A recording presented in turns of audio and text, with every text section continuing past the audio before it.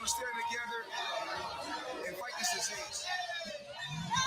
I come this way before, travel through the open door. Circumstances navigated the path, and life happened all so fast. No, it got lonely. Sometimes you see, I know we couldn't make it. Even when I'm offbeat, I still land on my feet, and nothing can shake me, cause I know life took a hold of me. I never.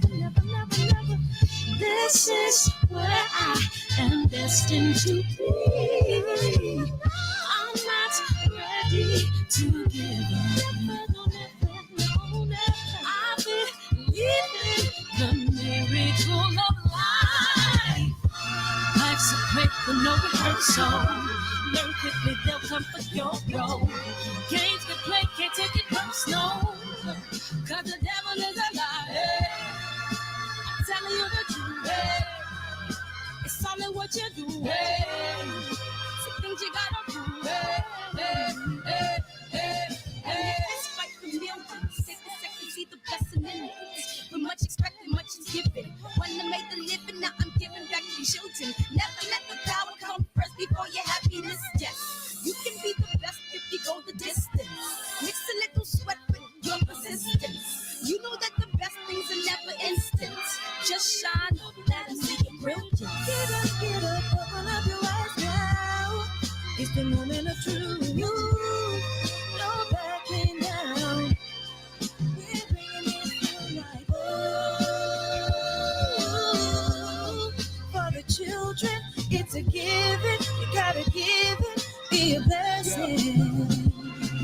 This my personal statement. Run the game like I'm aces. Learn to develop patience, determined to be the greatest. Yeah, bobbing and weaving, they changing up like the seasons. Indigenous to the grind, so I do it for all my people. Jabbing the competition, back up against the ropes. You fighting for recognition. I'm fighting just to promote equality where we lacking. While cancer slowing our road, I'm confident we'll make it. We focus on common goals. Yeah.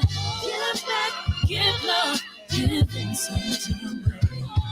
Never give up, stand tall to fight another day. 2 toes, 2 feet, I stand on the ground. I'm going wrestle and fight this final round. Life's a great but no rehearsal. Learn quickly, they'll come for your role. Can't get play, can't take it personal. Cause the devil is a liar. Telling you the truth, it's all in what you do. Some things you gotta do.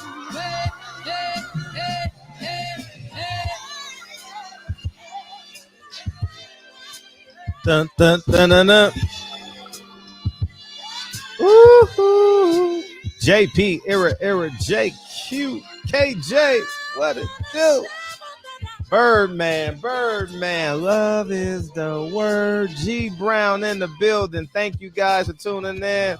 We're going to pile on in. We're going to play this trailer, and we're going to get into the shizzo. I said Malcolm alleged that some of Elijah's women were underage secretaries. And can you expound on that? Yeah, well, I guess they were, because they were there. I seen them. I seen them myself. It's all true. It's all true. Good evening, messenger.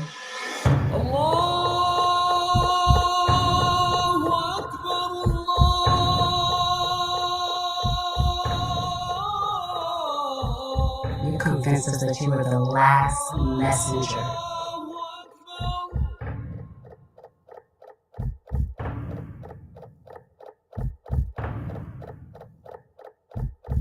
How many other bastard children do you have? At least 15. Barbershop conversation, guys. Feel free, hit the subscribe button. I know your food ain't even digest yet. You still drinking. You got chips in the one hand. You got the plastic cup in the other. And I totally appreciate y'all coming in here this evening, man. And yeah, man, we got a lot. We got a lot to talk about, man. And yeah, man, the Rams won the Super Bowl. Congratulations to the Rams. That's all 3 of our major teams, with the exception of hockey.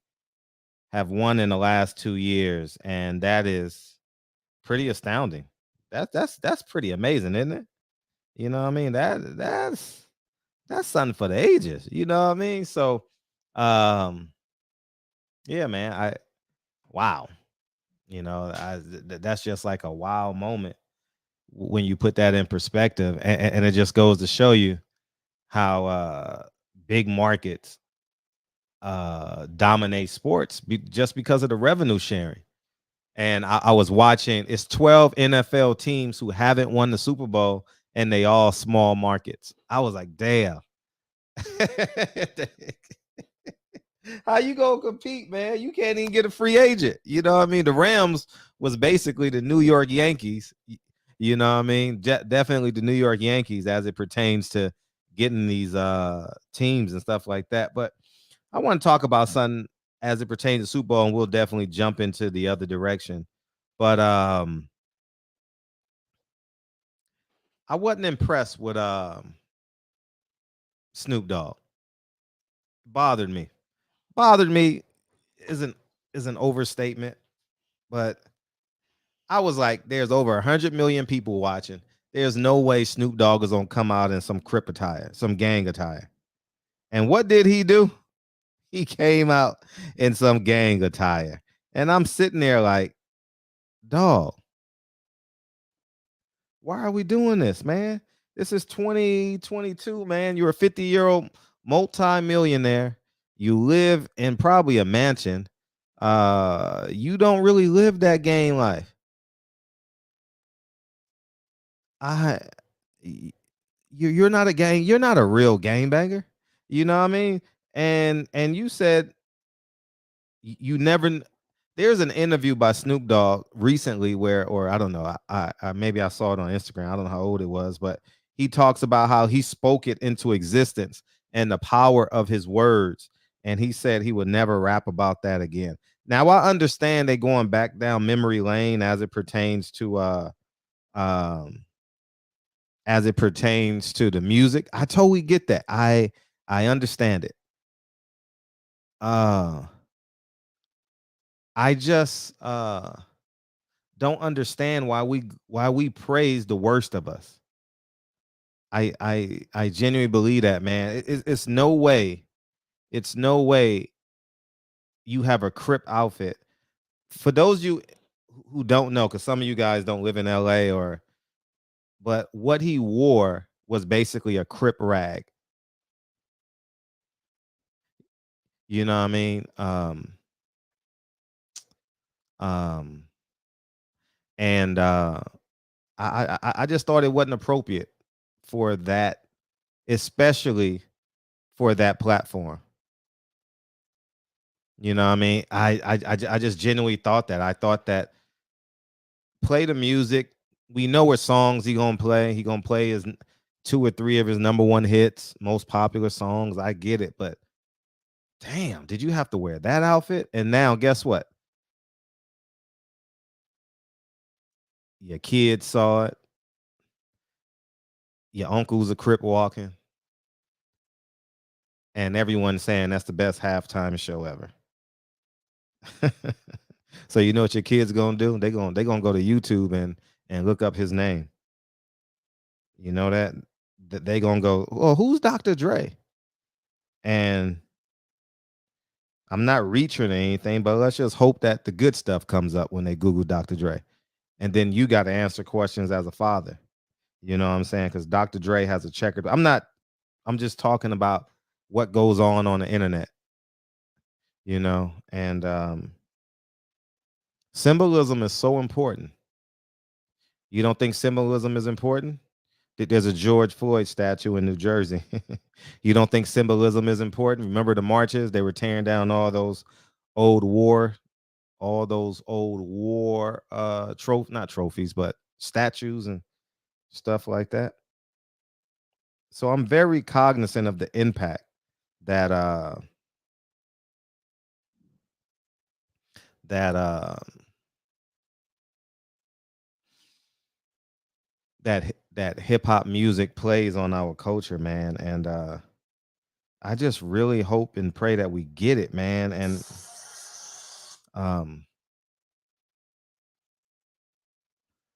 You know, because tonight there's going to be gang activity. I can guarantee you that. Tomorrow night there's going to be gang activity. The next night it's going to be gang activity. And we promoted gang culture. We promoted gang culture to over 100 million Americans, man. And that bothered me. That really bothered me, man. And I didn't watch the Super Bowl with my son because he stayed at grandma's house because I got up early and I had to sell parking and stuff like that. And I got to do stuff for the movie. So I didn't have access to him. And I called them and I didn't call them. I asked Dre, I said, did they watch the halftime show? They said no, they were in the back playing. I was like, good. Because if my son was with me, I would have went outside and played catch or something like that. The moment I would have saw him on top of that thing, I wouldn't allow my child to see that. And we think it's cool. But it's real subtle moments that add up into, oh damn, now he's smoking weed. Oh damn, he just took a $20 bill out of grandma's purse. You know what I mean? And that's and that's what we're up against. And that just, man, I just sat back and I said, people gonna say, oh, this is cool. Everybody happy, you half drunk, you crip walking, you in LA. I know it feels cool. I know it feels cool. You know what I mean? It feels cool. I get it. And um I just, it is what it is, man. And I know some of y'all not gonna get it, and some of y'all don't care, and you're gonna be smoking weed with your son one day, and your daughter's gonna lose her virginity at 14, and I get it. I know it's, and you're gonna say, well, I rather smoke weed with my son than him go hide and do it somewhere. No, how about you raise him from zero? You know what I mean? But your car smells like weed right now. So what the hell who am I talking to? You know what I mean? You pick your car up, you pick your son up, and your whole car smells like weed. So I mean, you know what I mean? Who am I? But weed is legal. What the hell is Fred talking about? Weed is legal. So I'm sorry. I stand corrected. It doesn't matter if it's a controlled substance. Weed is legal. So we just gonna leave it at that. You know what I'm saying? So I just think that it's kind of weird. And what else is going on? Jermall Charlo was arrested. Um, um, do I have an opinion on that?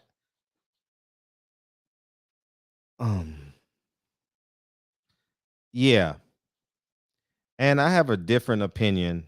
I'm open up the phone lines in a second. Um, I think that it, it's real important that we see big picture. It's real important that we see big picture. And Jermall Charlo didn't see big picture. And I know this happened in September. I believe it happened September 21st. And now they're pressing charges, I guess. Makes no sense. You got to see the big picture, man. You got to protect yourself, man. You have to protect yourself. You have to protect everything around you. You got to have great people around you because it happened in his house. So if it happened in your house, that means you thought he was a trusted person. Maybe you didn't vet well enough, or maybe he betrayed you unbeknownst to you. I don't know. I can't answer that. But in the midst of all of this, Al Heyman is doing what he does best, negotiate. And it's awful to see. And I'm not here to say whether he lost an opportunity. I don't know that. I definitely can't speak on that. But what I can say is, Al, it's going to make it a little more challenging. And now Canelo has more leverage now. And what you don't want to do in negotiations is give up leverage. You don't want to give up leverage in negotiations. What's the point of negotiating if you plan on giving up leverage? You know what I'm saying? So, I just think it's just a bonehead move, and I think it's starting to follow him. You know what I mean? He's starting to these things are happening more occurring. That's twice in 1 year. That's too many. You know what I'm saying? That's too many. And um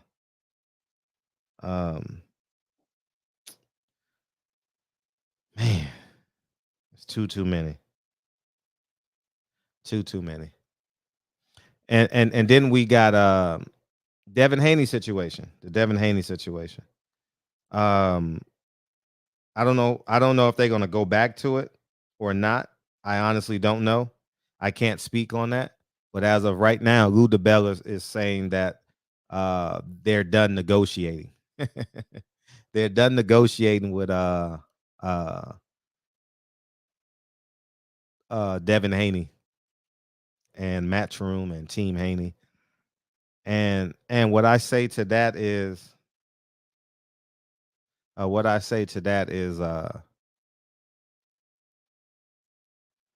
y'all didn't believe me, but I told you guys that this was going to happen. I literally told you guys that the likelihood of this happening is rather high, and that's why I didn't promote it. You know what I mean? I purposely didn't promote it because I didn't want to. I'm just real pragmatic as it pertains to like real life, and the history of boxing says Devin Haney will not get that opportunity. It says Gary Russell will not get that opportunity, and we just sat and when we chose a side, and we should not have chosen a side. We should not have chosen a side. We should have fought boxing.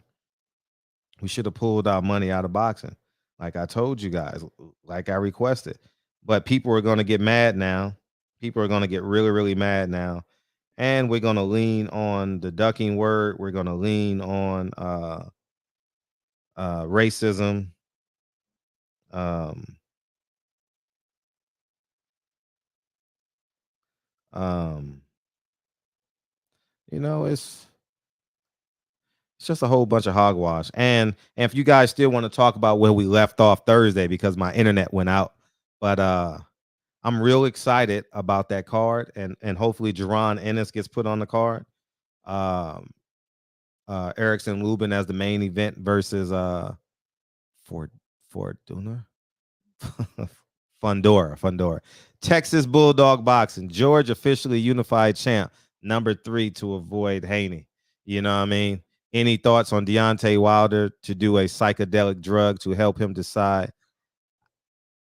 Can we talk about that tomorrow? Because I saw it, but just put it in the chat tomorrow, because I don't know what that drug is, and I saw it as a title, but I didn't I didn't do it. You know, you guys know my take on drugs. Fred don't do drugs. You know what I mean? So I attempt to stay away from them as far as possible. You know, as far as sick drugs, you know, I may have taken a handful of those, but I don't do drugs. You know what I mean? So on a personal level, I don't know what those drugs are supposed to do.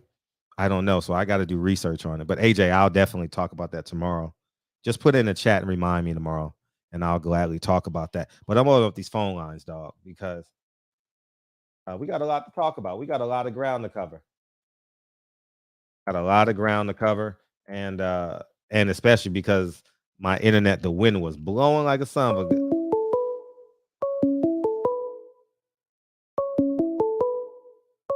What's up, man? Pacquiao. What's up, man? What's up, Bryce? How you doing? First caller, baby. You made it. You made it. You made it. Did you enjoy the Super Bowl? I did, and I have an opinion on your statement about Snoop Dogg. Okay, sure. He has an excuse. What's the excuse? He had the yellow for the Rams. He's going to say it was Rams colors, in my opinion. Okay. He And had the yellow shoulder banner. yeah, sounds cute. You know, but Right. But here in LA, that's pretty much gang attire. I know, because it was like the bandana design. Yeah, it was like a Crip design, and I think young kids like you are easily influenced, you know, and I don't think that should have been. I don't think it should have been worn. I think that we can do better. I really think, because that's supposed to be a celebration of, shall we say, the best of us, you know.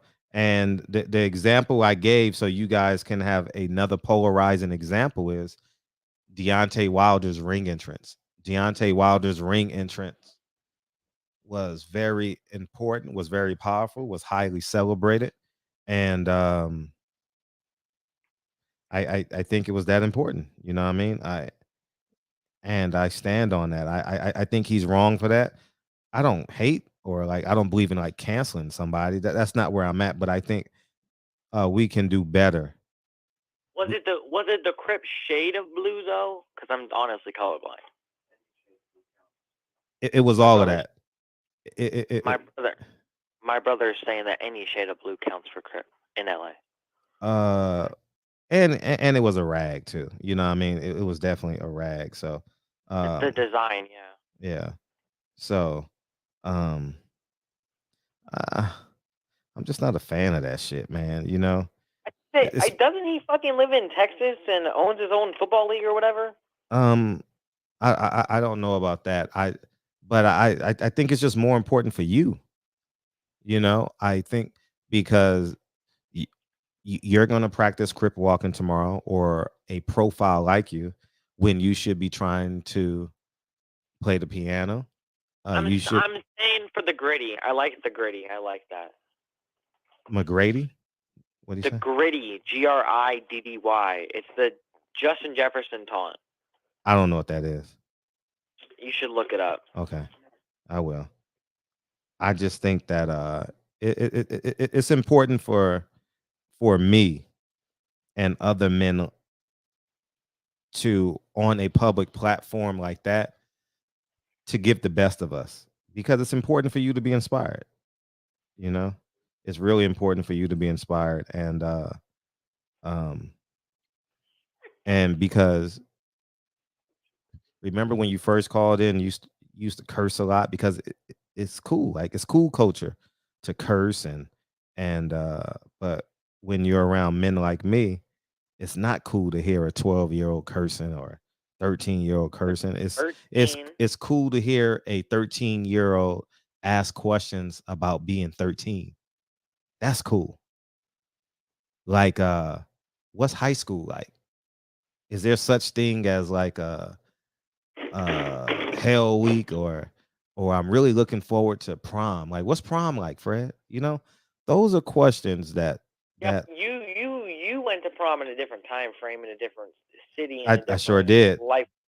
I sure did, but it's all the same. You still want to take the girl you really like. So it's all relative. You know, it's all the same from that perspective. And that's just what it is, you know. Yeah, you're right. Well, my score prediction was 24-21 Bengals. So yeah, the Bengals had a chance to win it, man.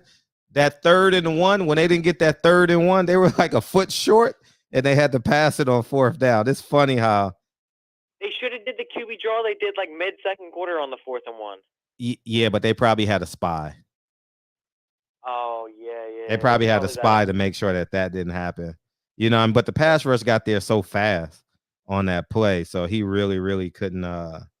You got Aaron Donald, Von Miller, and then your spy is normally that Ernest Jones dude. Yeah. So I know he thought about it, but he got there so fast. He got there so fast. And but I mean, it was a great game. And the fireworks are going off here in Los Angeles. And it's a beautiful day in the neighborhood right now. Literally, because I'm a mile away from the stadium. So it's literally a beautiful day in the neighborhood. Mile? Yeah, literally a mile. I can walk to the stadium. Duh, it's a mile. Mm-hmm. You know what I mean? So how big is it in real life?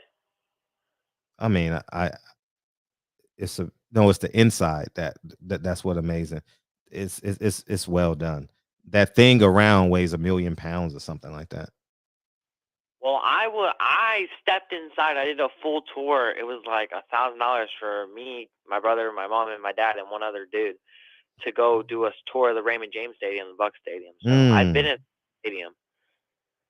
Well, it's no comparison to that because this is state of the art. I mean, it's $5.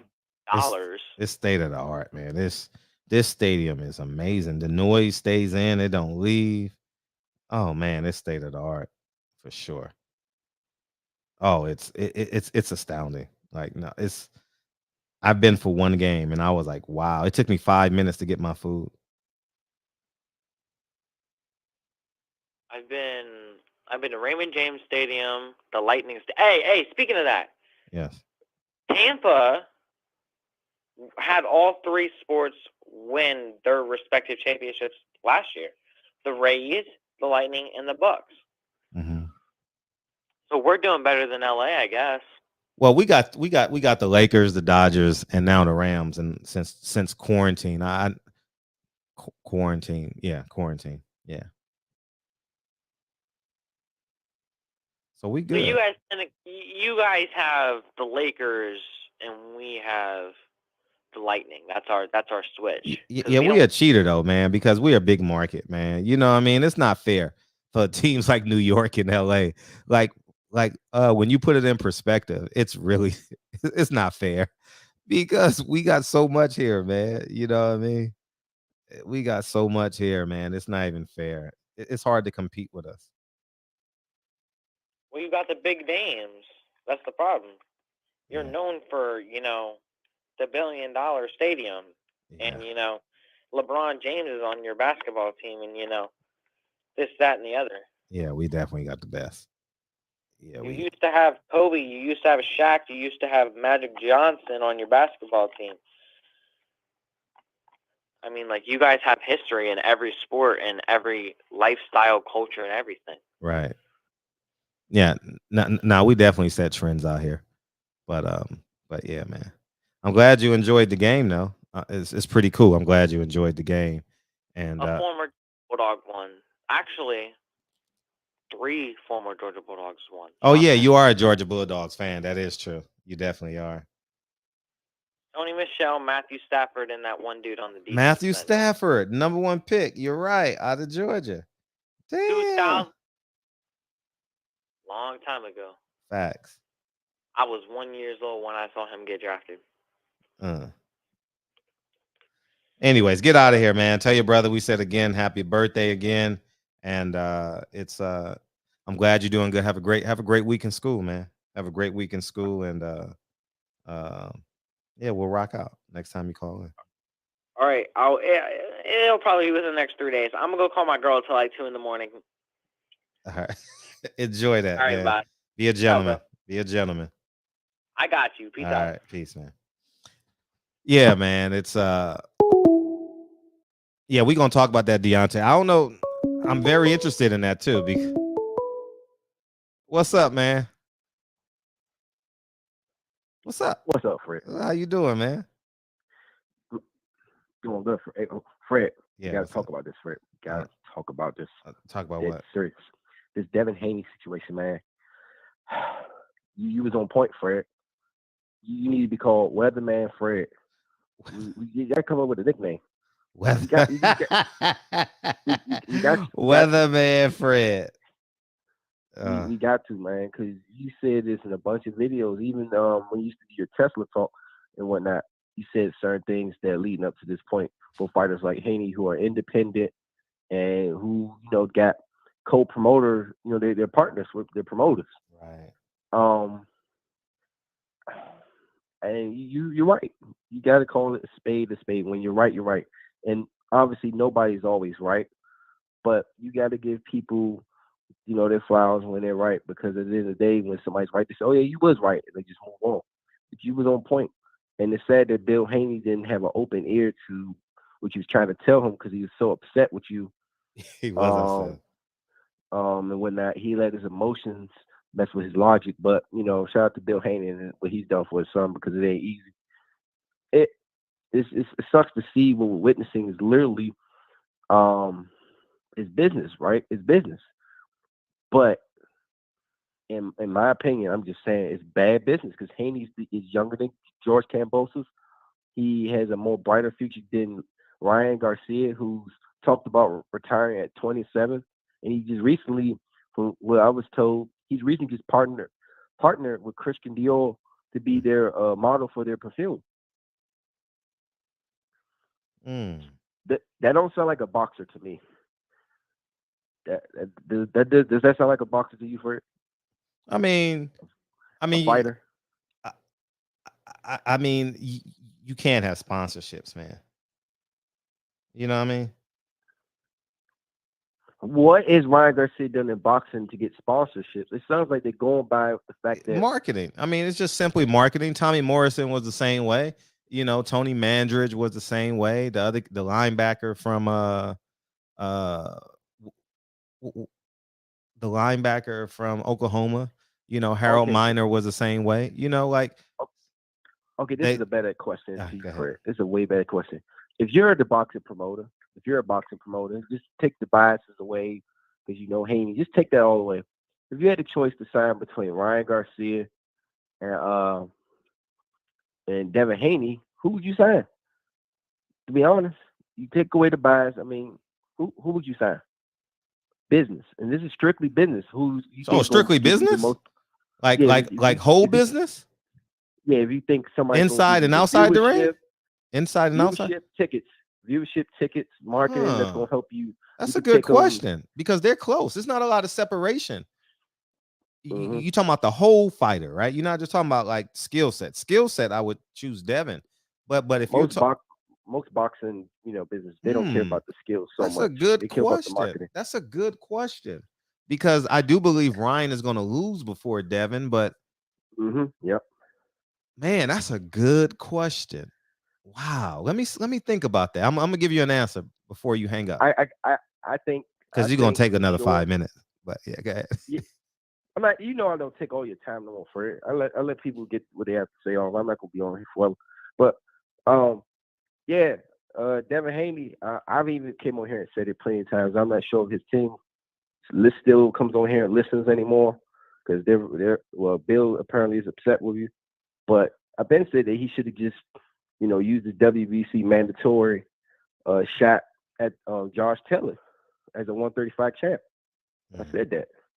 And I'm not sure what you said, but I now recently just found out that, I think I told you last time I was on here that, it's not that simple to just do that, to move up and be somebody's mandatory for the same belt in a higher weight class.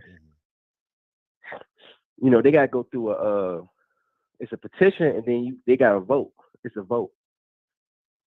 So, in my opinion, if Devin Haney today said, what, F this, I'm going to use the power of the WBC as a 135 champ to petition to be the mandatory for Josh Taylor's WBC belt, do you think they're going to allow that to go through? Do you think they're going to vote to allow that? For Devin to go up to 140? And be mandatory for Josh Taylor. No. Who's it? Is Josh Taylor? Yeah, Josh Taylor. There's no way that would happen. He doesn't have the he doesn't have the influence, because Bob Arum has all the belts, and Bob Arum is putting his fighters in position now. So I can literally see I could literally see Barbosa and Zapata fighting for a vacant belt for somebody. I can literally see what's the guy's name? Sabrina Matias is up Tio, there. Tiafimo. Yeah, maybe Regis Prograis. He's going to fight this fight, and then I could see him fighting for. I could literally see him fighting for a championship belt. But I don't think. Team Haney and Matchroom can supersede Bob Arum, because how they're able to supersede Bob Arum now is through purse bids and stuff like that. You know what I'm saying? Right. It hasn't been through like Eddie Hearn is just outpowering him. No. You know what I mean? It's he just lost to Bob recently with the Fury and White situation. He just lost. Yeah, but that was a purse bid, but they manipulated the purse bid. Oh yeah, WBC. Okay, yeah. Yeah, thing is this. And another thing too. Don't forget, he can't fight Josh Taylor. He may not. He doesn't want to fight him because of the trainer. Remember the white boy? What's his name? Donovan. The guy that got that. What's his name? Donovan. What's his name? Jake Donovan. Ben Davison. Ben Davison. David Beckham. Ben Davison. Yeah, Ben Davison. Oh shit. Well, damn, that made no sense. Why would they go with Ben Davison knowing that Josh Taylor is the 140 champion? Josh Taylor said that if he can't get Crawford, he might stay at 140.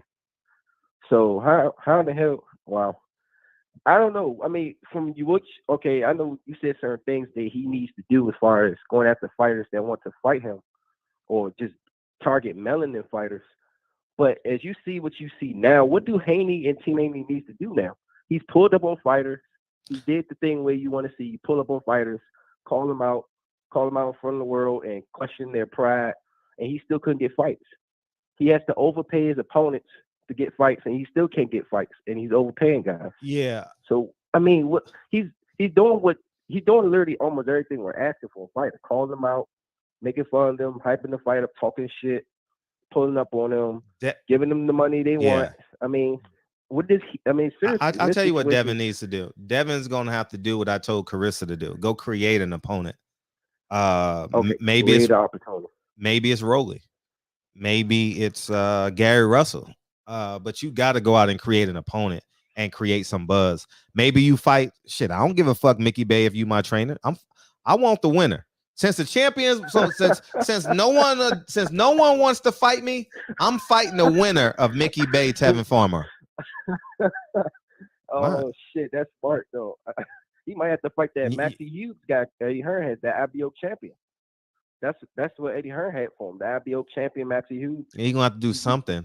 But he gonna beat Demetrius Andrade. Or you know what? Devin Haney might have to move up 2 weight classes to 147.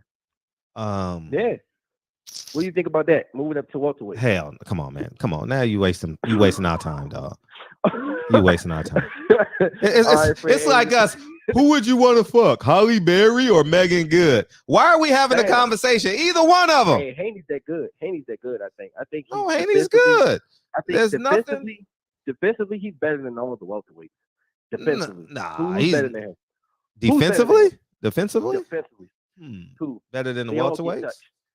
They all get touched. Crawford does. Crawford, like, he's getting touched more and more as he stepped up. But I thought I saw Crawford get buzzed by Sean Porter. And, he can't punch.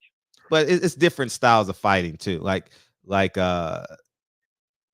Devin is not as offensive minded as these welterweights either. So, but I do believe.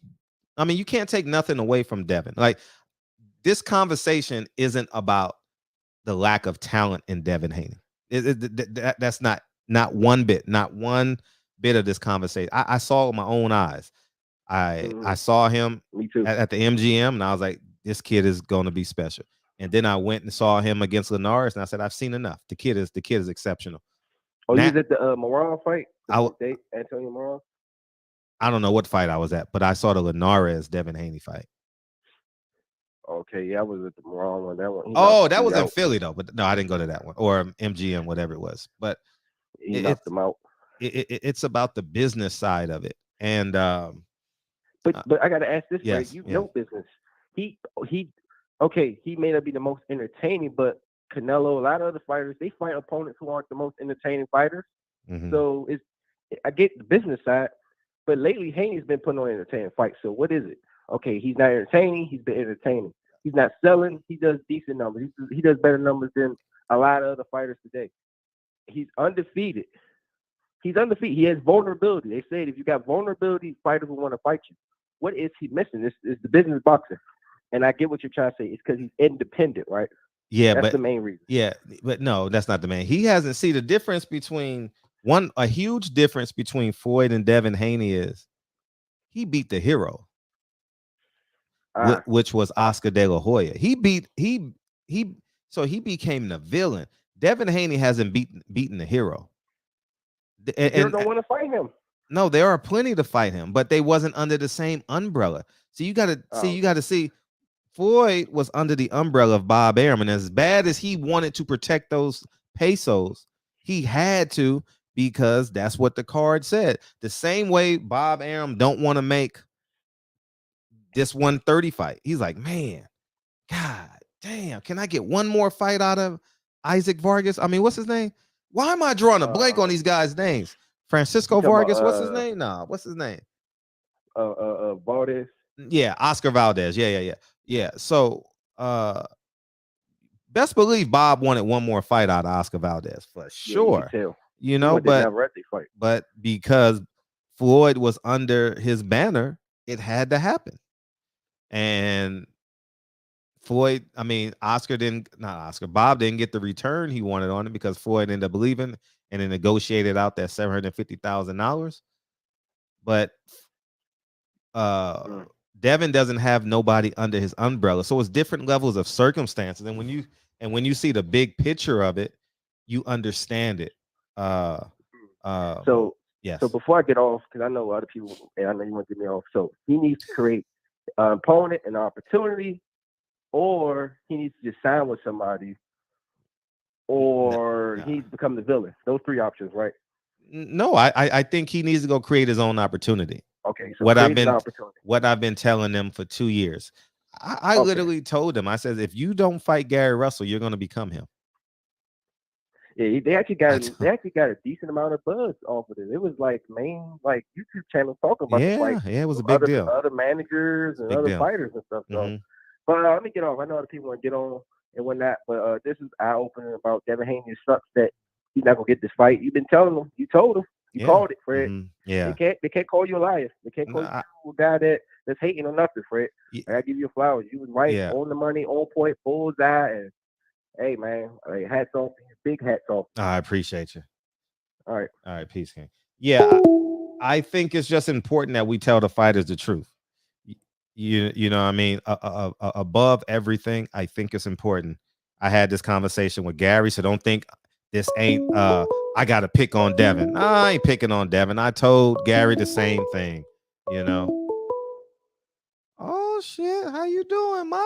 How you doing? Yeah. Fred Adonis. What's up? I like the Adonis part. Shit. You know what I mean? As hard as I've been working out the past month and a half, I like Adonis. What's up? Actually, I said Fred Adonis. I know you said that. I know you said Fred Adonis. But yeah, you the fortune teller. Yeah. Hey, Fred, we've been saying you're right. Okay. Mm-hmm.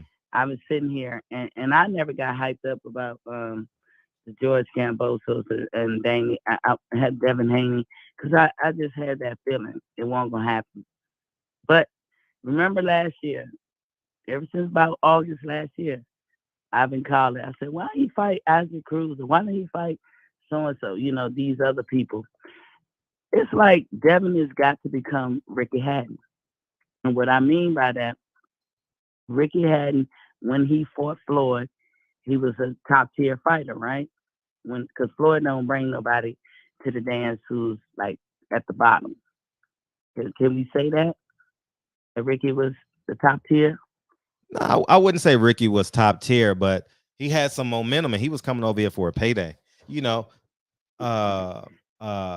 Ricky Hatton knew he couldn't beat Floyd, but he was up there like popularity wise. Oh, very popular. He was very popular. I think Devin is popular, but Devin got to be more well rounded. Devin has to steer away from pop culture. I think he's too pop culture-ish. I think, I mean, every picture shouldn't be about your jewelry, your cars. I think you have to start incorporating life, like real life.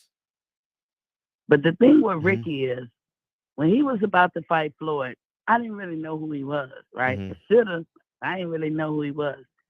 So I watched a compilation of all his fights, right? And it took about an hour. Ricky, if you got in front of Ricky and you ain't belong there, he got you out of there. But who did Ricky fight so great before he fought Floyd? Nobody.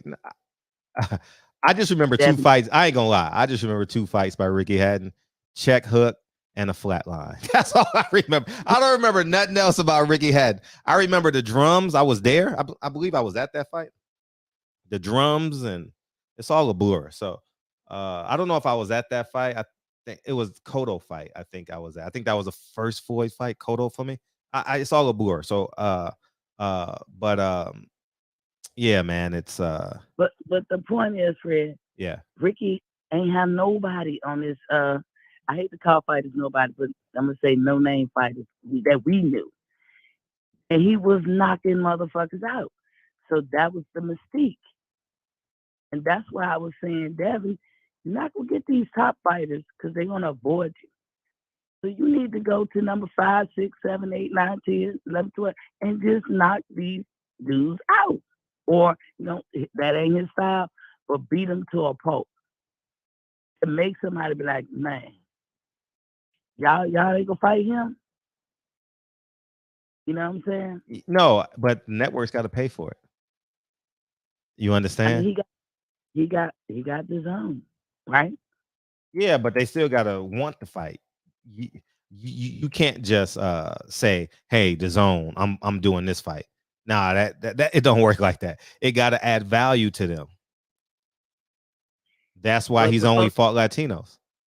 It's not by accident he fought Jojo Diaz and what's the guy's name? Linares. That's on purpose. Them his only two great fights to me, like as far as notable people, Linares and Jojo Diaz. But those are the best he could fight, though. You understand? Like, those are the best that could possibly fight. And I thought Devin did a good job with him. Would I have wanted a knockdown or something like that? You're absolutely right. Yeah, but he'll get in the next one. He's just not gonna get people to fight him, and it's unfortunate and sad. But he's just not gonna get people to get in there with him. And like I'm not a boxing business person like on the Haney's level or anything, but he can't be stagnant. That's my main thought. He cannot be stagnant. He gonna have to fight who he gotta fight. He gonna make money. He just might not make. He might not get to the level that he trying to get to. Yeah. But people gonna. So he gonna have to, like you said, it's kind of in the vein of what you saying. You got to create a buzz, create a nemesis, and just build it up. And I was with you. If he'd have fought Gary, man, he wouldn't even be sitting in this position right now. He should have. I don't know. He should have fought Gary Russell. Like, they should have made that shit happen, and neither one of them would be in that position. You understand what I'm saying? Neither one of them. They would all be in a better position. And because people going to say, well, they would have messed up their deal with the zone. Gary would have messed up his deal with Al. Where are they now? Like, it don't matter. It's like me. Why would I go back and ask for a credential when they're going to minimize me? You guys think of an apples and oranges, but it's the same thing in terms of our respective careers as it pertains to boxing, or our respective roles. You know what I mean? If I would have went back, they would have minimized me. Gary went back his way. Devin went back his way. And look, the business of boxing screwed them. But they going to say, I'm getting paid. No, they paying you to shut up. They paying you to go sit in the corner. They paying you to get out of their way. And fortunately enough, Devin is young enough and just bright enough bright enough as a star, not intelligence, that he can garner a little bit more attention because he obviously has a bigger upside than a Gary Russell. Yeah, they don't want that man to have those legacy awards, trophies, if you will, at such a young age. Time waits for no one. Now, I hear that Gary Antoine Russell calling him out. He's fighting soon, 2 weeks from now. I'm very interested in that fight. He got a tough one, Postal. Right. Mm-hmm. Remember, Postal won't none when Bud fought him. Yeah. I'm just picking. Yeah. But Gary said, he'll fight Devin if he come up to 140. I don't know what Devin is going to do. I think it's highly unfair what's being done to him, and I don't. Is like it unfair? It, no. Is it unfair? Well, I think it's unfair to be at the crest of becoming undisputed and people just not giving you opportunities. Like, but is he not getting the opportunity? Like, if everybody think they're gonna be the lucky Negro. I'm gonna be the Negro to change. The only way you change things is if you are Frederick Hawthorne. Not me per se, but I'm talking about the profile of me. Like, it's like that's the only way. Barack Obama, see what he did? He fell in line. So the only way is you got to find a way to make the money and then don't ever turn back towards getting their money again. That's it. You got to be independent, man. It's because you got to take it. Your goal is to be successful in what they created. You can't go in your mom's kitchen and tell her what to make for dinner. So in that analogy, you saying like it's good for a boxer to just be on a money grab? No. What I'm saying is in order to get what you desire, mm-hmm. you have to do it outside of the system. You can't do it because the apex of a black fighter, or no, not even just a black fighter, a skillful fighter with the skill set of Devin Haney, Gary Russell, Frank Martin is next, y'all. All right. If what's Earl Spence? Why are these names, man? If Earl Spence don't, if Earl Spence slips a little bit, Frank Martin about to. Oh man, who's that guy? He's not big enough. He's next. He's gonna be next on the Summer Jam screen, but it's just the realities of it. If you get a belt, you're gonna be like Gary Russell fighting once a year, and half of us in the chat laughed at Gary Russell. Ha ha! You only fighting once a year. You don't think Gary wants to fight twice a year? He ain't lost. Gary Russell hasn't lost outside of Lomachenko basically since he was 11 years old. You think he's afraid of somebody? He ain't afraid to fight, but black people are so dumb. We're so stupid to think that I am the lucky Negro. Now, guess what? Guess who fell in the same position Gary Russell fell in? Devin Haney. And who made the joke about Devin Haney, about Gary Russell after he lost? Devin Haney. I don't get it, because I tell you guys every day the play. Bob Arum tells you guys to play every day. I said, Bob, it's about money, Bob. Yeah, it's about money, Fred. Now, don't you want to make what's the guys at 126? His champion at 126. The one that just beat Gary, Maxwell? No, Bob Arum. He has a fighter at 126 with the long arms that throws 150 punches around. What's his name? Oh, I didn't think of his name. Well, you guys know who I'm talking about. I asked him. He wanted Valdez to fight him at Staples Center. I said, Bob, you wanted that Mexican. You wanted those.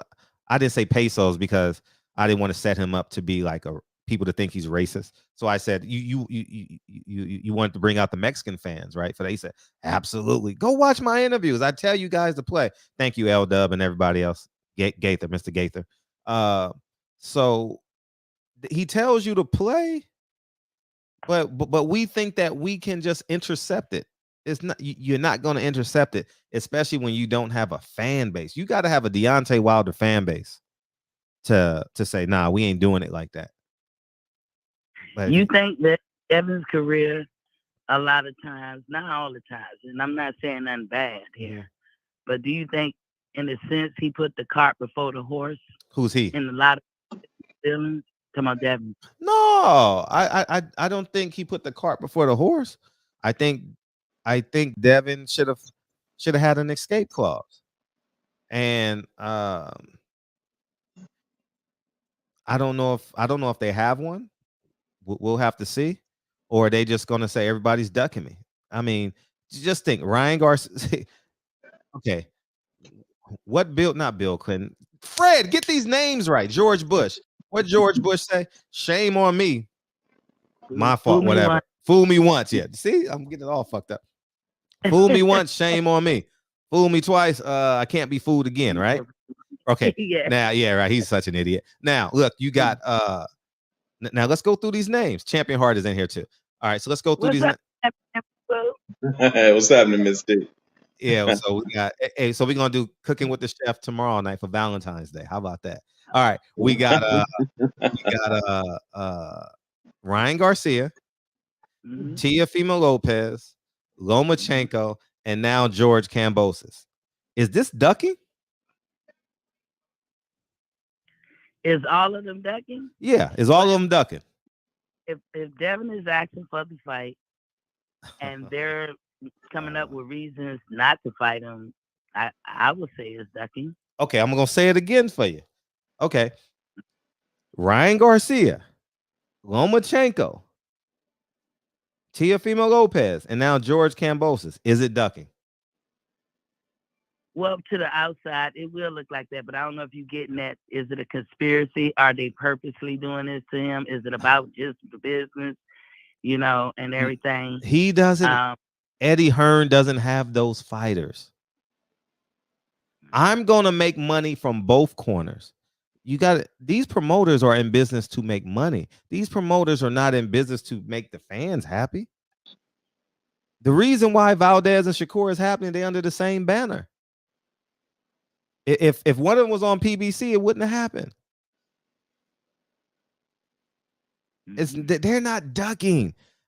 You think Lomachenko was afraid of Devin? Come on, let's be for real. He gave up his belt. No, he didn't. He didn't give up his. No, I mean, to us on the outside looking in, he gave up his belt, but he did that for greener pastures to protect the promotional company. On paper, on the first floor, it looks like, oh, he's ducking, he's this, he's that. Nah, not really. It was no.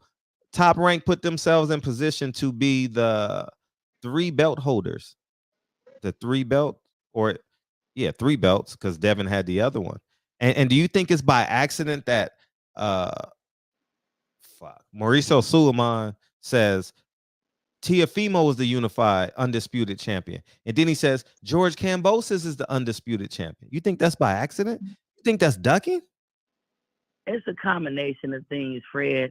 And my belief, it's a little bit and everything, but understand what you're saying about the business side of it. This is why I asked you, did Devin put the cart before the horse? Because no other fighter his age has had his fortune. I mean, he had a dad who knew the business, who handed him the ball, and everything was smooth sailing. Devin didn't have to fall pitfalls. Okay, change the name to Gary Russell. Are they ducking? Are they ducking Gary? Yeah. Are they ducking Gary? You think 3 fighters are ducking Gary Russell? Do you think all 3 fighters are ducking? Leo Santa Cruz, Carl Frampton, and Abner Mares. You think all 3 are ducking Gary Russell? I think business. No. I just asked the question. Do you think all 3 fighters are ducking Gary Russell? I did, yes. Okay, now let's change it to Boo Boo Andrade. Do you think Jermall Charlo, Canelo, Daniel Jacobs was a way to cut, but I'm pretty sure there was somebody else we could think of. Billy Joe Saunders. Do you think all 3 was ducking Boo Boo Andrade? I do, but the question, Fred, is why are they ducking? That's the question. From a boxing fan, Yeah, they It's ducking. not ducking. That's not ducking. Ducking means I am afraid of you and I want no parts of you. There's nothing in Canelo. There's nothing in Canelo that tells me he is afraid of Boo Boo Andrade. There's nothing. There's nothing you can say to me that no. Because history tells you Laura called him out, who is better than Boo Boo Andrade, and he fought him. Floyd is 2 layers ahead of 3 layers ahead of Boo Boo Andrade, and he fought him. Daniel Jacobs, respectfully, is either 1 step ahead of Andrade or 1 step below Andrade, depending on your perspective. And he fought him. But styles make fights, Fred. No, but your point I'm making is it's not ducking if it's happening to the same profile fighter. It's not ducking. Fans gotta wake up. It's not ducking if it's happened. Andrade, Gary Russell, Devin Haney, Frank Martin is next. Okay, it is so. In 2 years, when we have this conversation about Frank Martin, you gonna say they ducked Frank Martin? No. What I'm saying, Fred, is that there's an actual action that's taking place. Why that action taking place, that's a whole nother ball game. You know what I'm saying? So when you ask me, are they ducking? It don't always have to be, I'm scared of somebody. It could be for the business. It could be, because to me, they don't want Devin Haney to have no damn legacy. They don't want him to wear the crown. And why they don't want him? You know, we can explore that to no end, but there's a reason, Fred. No, why they? The reason is the fans are afraid. The bottom line is, Miss T, the fans are afraid to say, Mr. Promoter, you're not giving me what we want because you want to protect your pockets and extend the lifeline of your promotional company. I'm not supporting you anymore until I get Gary Russell versus George Kambosos. But Devin Haney versus George Kambosos. But guess what? The fighters won't do it either, because you know what the fighters gonna do? They're gonna take a check to fight somebody else. Yeah, and Fred, I'm not watching the PBC, and I have people come on my show be like, don't be like just kind of like idly following you. I don't think they mean no harm and disrespect. I didn't take it that way, but I was like, no, Fred said a lot of stuff. We respectfully disagree. Yeah, I still Fred, but I'm gonna beat to my own drum. Y'all know I was known for buying every fight, everybody fight. But everybody got their line or the bridge that's too far. And for me, that was this Tim Smith interview. That was too far for me. So I have not bought any PBC fight. I did not buy Keith Thurman, and I like Keith. I did not buy it, and I won't buy no more. But I'm one fan. That's all I can do. Yeah, and let me say this, brother. Yeah, so you saying that Boo Boo Andrade's style is not a style that Canelo wants to fight, because when he said you're a horrible fighter, I took that as that's a style I don't want to deal with. No, they have the same promoter. Does that make sense to y'all? So listen. The promoter promotes the fighters. So the promoter tells the fighter who he's fighting next, gives them the options. If you don't, we're not giving you no money. The network isn't giving you any money. So how come he didn't get Triple G, Canelo, Billy Joe Saunders? Well, I mean, the fight was signed, but I think he got a drug charge with the nasal spray. With the nasal spray. But at the end of the day, all 3 of those fighters didn't fight Andrade. It's not ducking. It's the way to say, I'm gonna pay this guy to go over there in the corner. It happens in every day in our life. We do it to our kids when we say, here, take the iPad. Go, I'm tired. Every parent has done that. Here's the remote control. Here's $10. Go to the park and shoot basketball. And if you need $10 for lunch, take it. That's what they're doing to Devin Haney. That's what they doing to Andrade. That's what they doing to Gary Russell. It's not ducking. My mom wasn't ducking me. She just know in order for her to have a beautiful day, I gotta give Fred the $10 to go to Mount Carmel Park and play basketball and leave me alone. They need some peace. Yes, that's what it is. It's not. It's not. They're protecting each other. Man, listen. If I'm telling you, if Jay Prince was not representing, y'all think it was Terrence Crawford. No, it's Jay Prince. And Jay Prince leverage is what? His heavyweight potential champion. That's his leverage. He went to Bob and be like, hey, Shakur needs Oscar Valdez. And Bob has to listen because they got Big Baby Anderson. He's the future. Keyshawn Davis, he's the future. So y'all thinking in your head because everybody want to think on the first level. Oh, we got this fight because of Terrence Crawford. No, you got this fight because of the leverage Jay Prince has in Top Rank. That's the truth. I feel you, Fred. You know, everybody come along slow, but like that's a lot to think about, huh, champion? Because from where I'm sitting right now, it just seems like it's a combination of things. I don't doubt you, Fred, but it's a combination of things. But when you just talking about an average boxing fan, whether they're fanatic or, you know, who are not affiliated with actual boxing business, if a dude call you out or a girl call you out and you don't answer, you keep coming up with reasons why you can't, that makes no sense to the fans, they're going to label it as ducking. There's no other way to look at that. Now, on the business behind the scenes, there's a lot of moving parts going on that we're not privy to see or maybe don't even understand. I'm not negating what you're saying on that.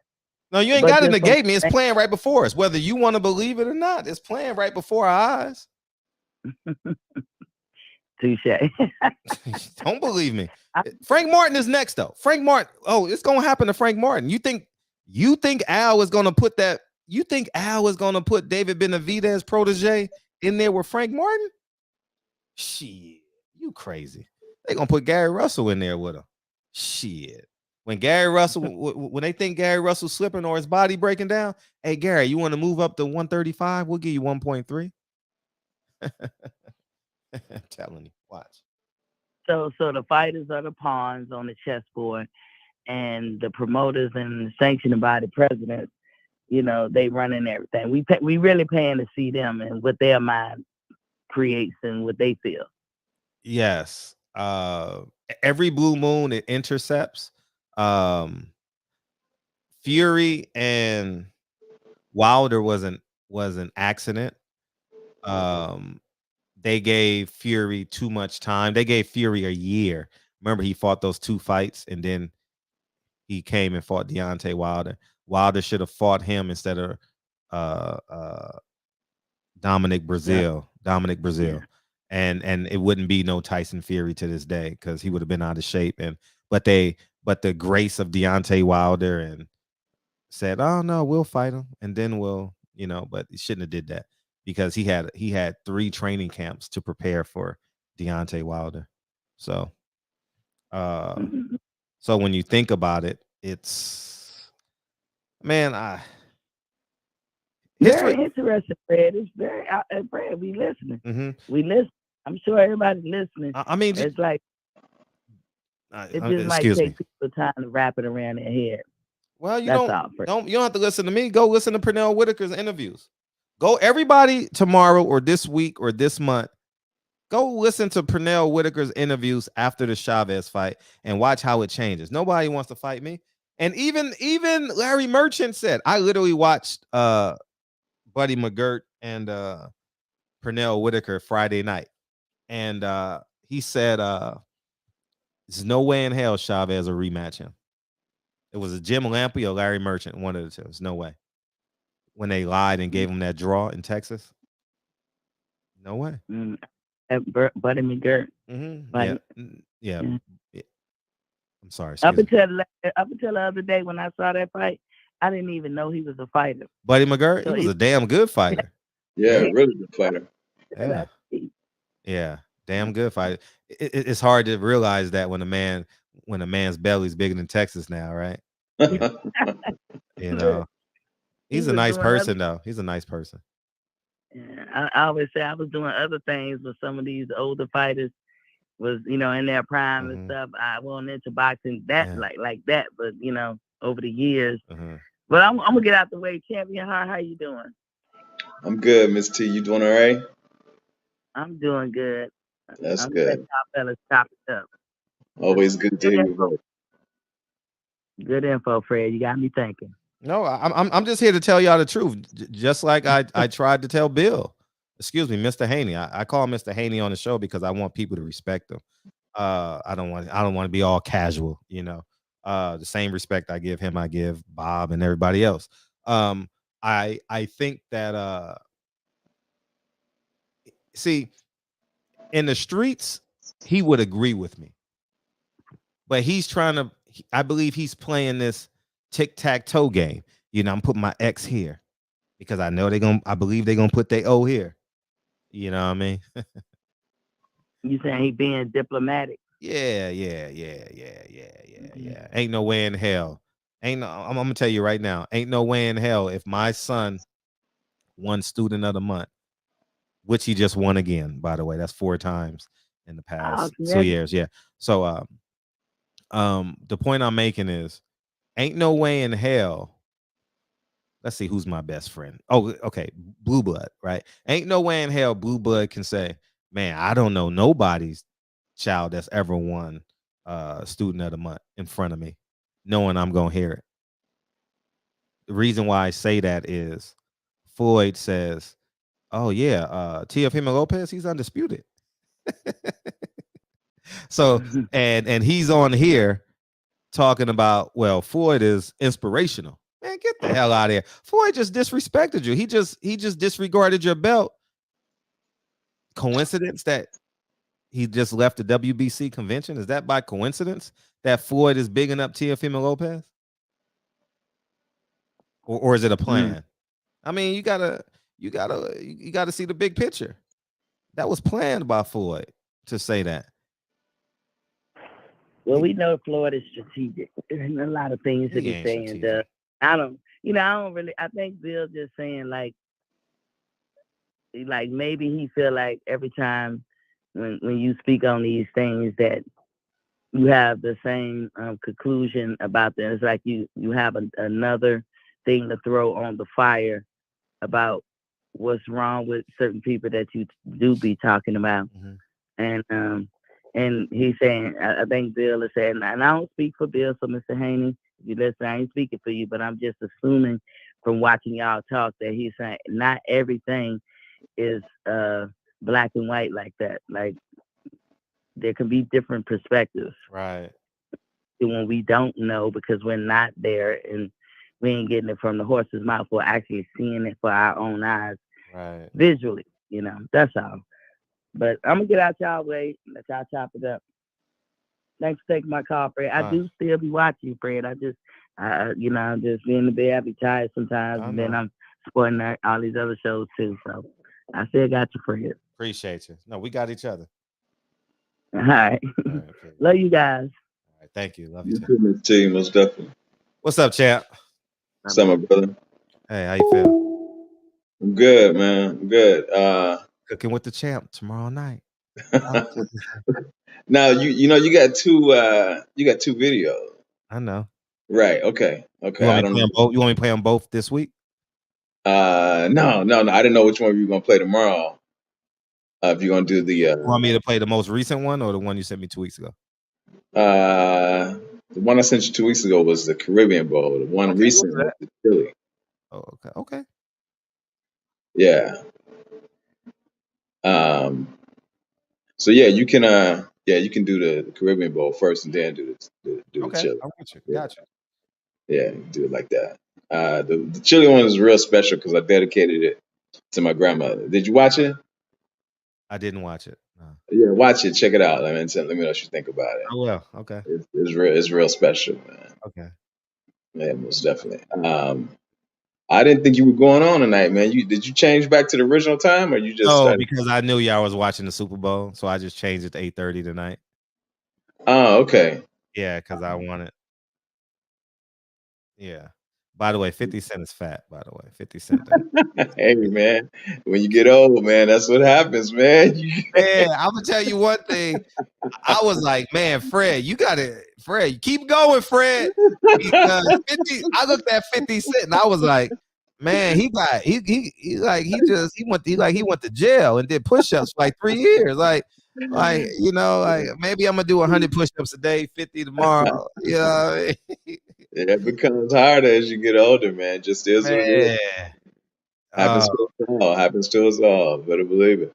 Um, uh, did you get a chance to watch the MMA fights this weekend? No, I didn't watch it, but um, I saw what Israel Adesanya. Yeah, the style bender. I heard what he said about Joe Rogan. I heard that part. I didn't hear that part. Oh yeah, he spoke about. See, I really don't have an opinion per se about how people respond to him, you know. Right. But he personified him. He stamped him with the black card when he said that's my N-word at the end of it. He was like, Joe Rogan ain't racist. That's my N-word. I was like, oh, wow. Oh, that's what we doing now. Man. Oh, I get it. Man, that's crazy. You know, I was watching forgot who said this, man. Is that the conditioning that's been done to us when all of these other groups are disrespected, like, Asians, Jews, when they are disrespected, you never see them coming out and supporting the people the person that disrespected them. Right. You understand what I'm saying? Like what Whoopi said, I didn't consider that as disrespectful, but you didn't see any Jews come out and say, well, no, this is what Whoopi meant. You know what I'm saying? You didn't see that, but yet, when we're disrespected because of our conditioning, to love, our oppressor, the first thing black folks do is start, you know, coming up making excuses, for the person that said the disrespectful shit about us or to us, or whatever the case may be. And it's something, man. The way the numbers done on us big time, man. It's so disheartening. It's like when I never step in front of on this show. I never step in front of somebody. Right. When Mauricio Suleiman was on here, I can't step in front of another man. He knows how to defend himself. Exactly. Like I think let these men defend themselves, man. If it's my we're not blood related. That's not your son. That's not your daughter. That's not mom, dad, grandma. Like, I'm not stepping in front of another man. I didn't bring Mauricio Suleiman on here and say, no, well, hold up, guys. Right. No, he was brought on here because we disagreed with what the WBC was doing. Right. And I did not. When Deacon wanted to get at Bob Arum, I didn't say, now, Deacon, you can't talk to Bob Arum like that, right? Right. Dude, have at him. Exactly. And I think what he did was bad. But who am I? But like you said, they've done a doozy on us, man. They've done a doozy on us. They've done a doozy on us, man. Gosh. Yeah. It's just like when Steve Harvey, he knew not to say anything about Jews. This is why he told the white woman in his audience during his show that I don't give a damn about slavery. He didn't tell her to say I don't give a damn about the Holocaust. He told her to say I don't give a damn about slavery. You understand what I'm saying? So they know you know, and he knew had he said something concerning the Holocaust, he knew his career would have been over. But it was okay to disrespect, you know, us, you know, and what is happening, you know, in our lives. It's okay for him, it was okay for him to do that. Mm-hmm. You know, you had some people call him out, you know, but my point is he knew better not to say anything concerning Jews. Right, right. And it's just weird for me to see that. Yeah. You know, it's like us defending like Jay-Z or Drake. Like, we never gonna meet these people, man. They never gonna impact our lives besides their talent, like music. Or, you know, I just said like, oh no, Jay-Z wouldn't do it. No, Jay-Z can do that too. And Fred can fuck up too. Like it Right. like Mary J. Blige is performing at the Super Bowl for free. What's the purpose of Jay-Z having a job if Mary J. Blige is performing for free? Right. Well, you know what? I think they do that because it affects their record sales. You know, I think when they do those free performances, you know, their record sales go up after that performance. You know, from what I understand, I'm not sure if that's the case, but I think that's why they do those free performances. So you don't value my money? I paid $500 to see Mary J. Blige at the Diddy Worldwide Tour, the Bad Boy Tour. I paid $500 for 2 tickets. Right. Yeah. Dre and I went to that concert. It reminded us of college days. I said, Dre, we got to go to this concert, man. You know, this reminds us of college. We got to go. And I paid $500. And so it's okay to charge me. Right. But it's not okay for you to charge them. Right. I'm confused. Like, so when Deontay Wilder fights Tyson Fury, he shouldn't get paid. No, not at all. I mean, he should definitely get paid. That's the apex, right? Right. Why are you not paying them? Why are they not paying you? Excuse me. Like, I don't see. So you just devalue my hard work and my hard work. Man, I don't get it. Jay-Z's job was supposed to secure them. Listen, Dr. Dre and Snoop would have been on that halftime show if Jay-Z was there or not. Let's call a spade a spade. Mm-hmm. There's no way they probably would have added another like LA guy. Like, they probably would have did some multicultural things, but Snoop and Dr. Dre would have been on that for sure. You know, and pay me what I'm worth. Can we negotiate this deal?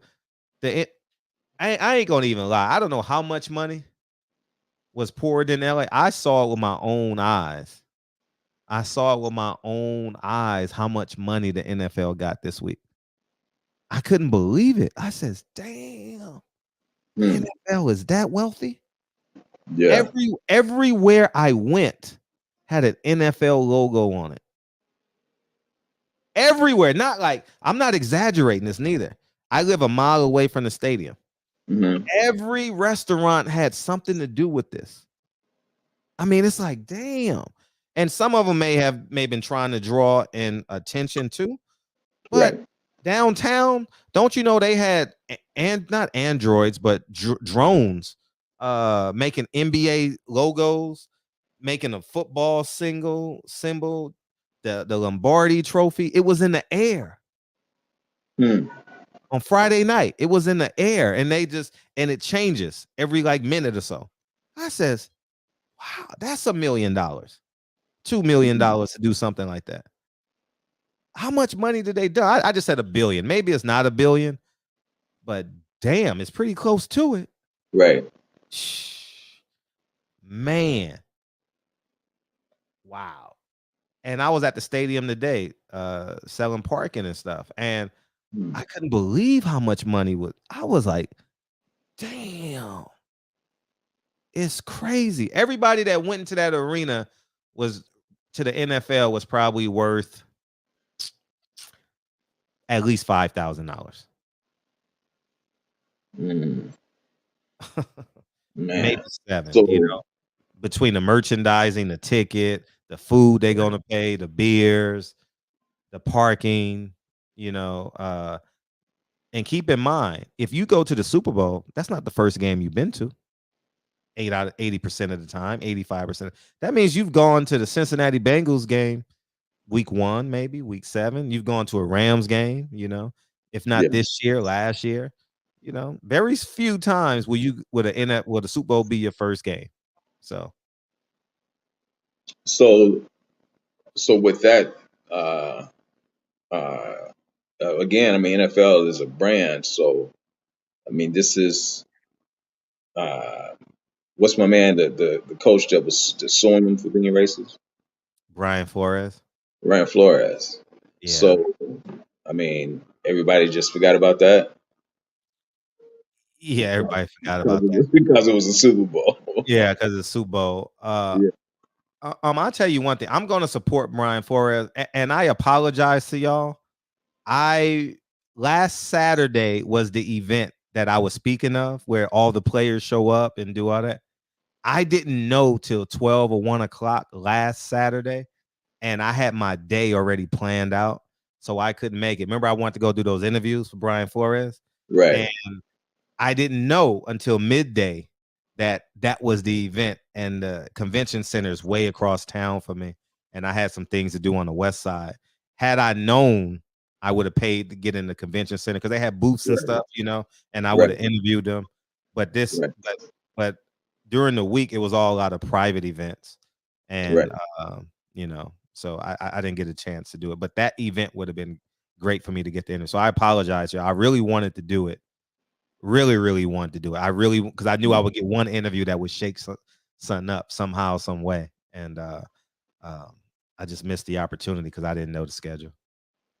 Right. And see, that's why I was talking about, where was he when Cap needed the support? And I think DJ came on and he was saying that the Cap was talking more of a social issue, whereas he's talking more of a internal type of issue. And the thing is that the way that they treated Cap, isn't that exposing who they are internally? Right. You know what I'm saying? So that's why I was saying, where was he, when Cap needed the support? Because the way that they treated Cap, told you something's going on, something's wrong internally before Flores came up with his lawsuit. Yeah, it would have been great if Brian Flores would have showed up to this Super Bowl. It would have been great. It would have been great. I'm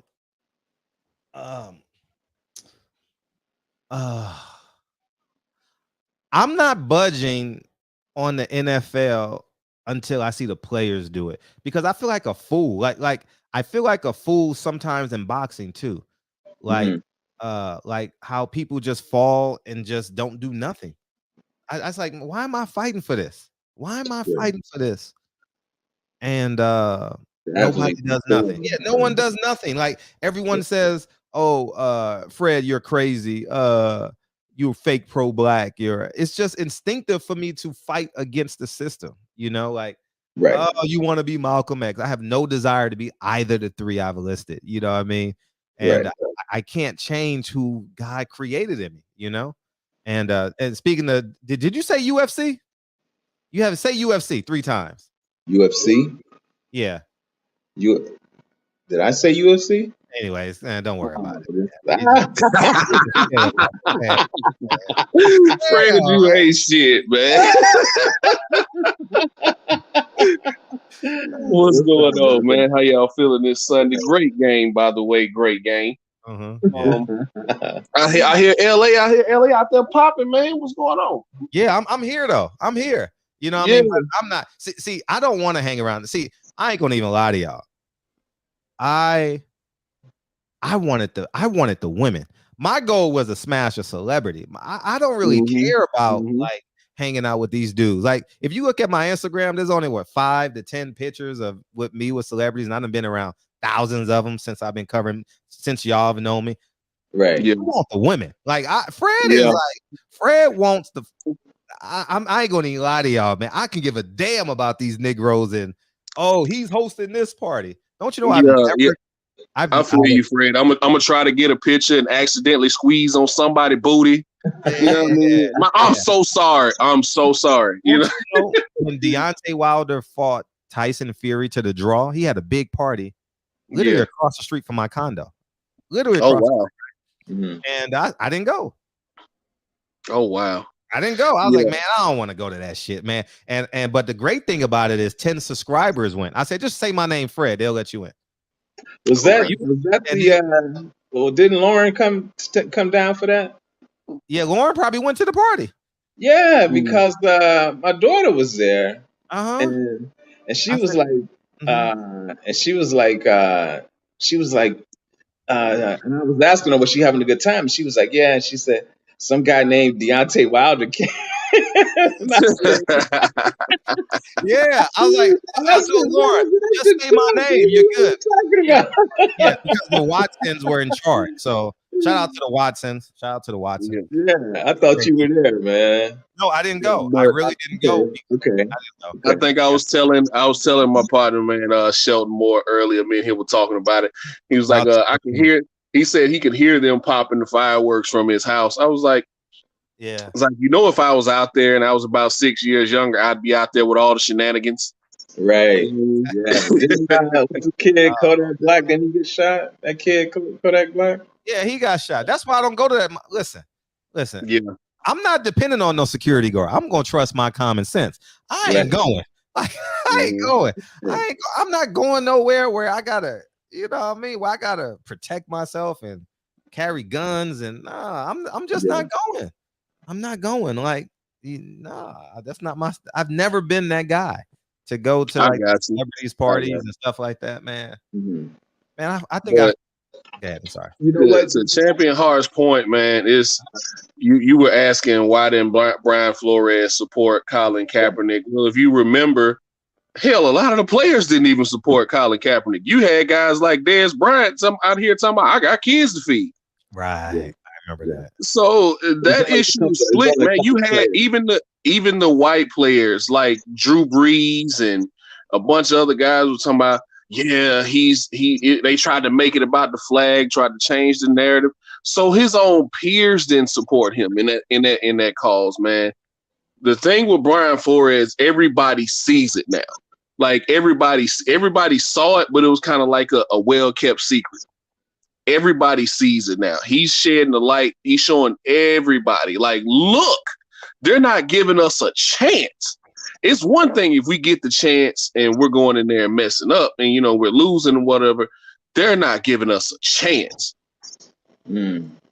at all. You got, and I broke this down a few weeks ago. You got Josh McDaniels on his second job. He wasn't good in Denver. Yeah. And he's on his second job. But you fire Steve Wilkes after one season, who's out in Arizona, and you hire Cliff Kingsbury. These guys, man, they know who they want to hire, and you got to think about it. Most of the owners in the league, it doesn't. Man, I say this all the time, and me and Kyle had this discussion when we were talking about the whole Joe Rogan thing the other day.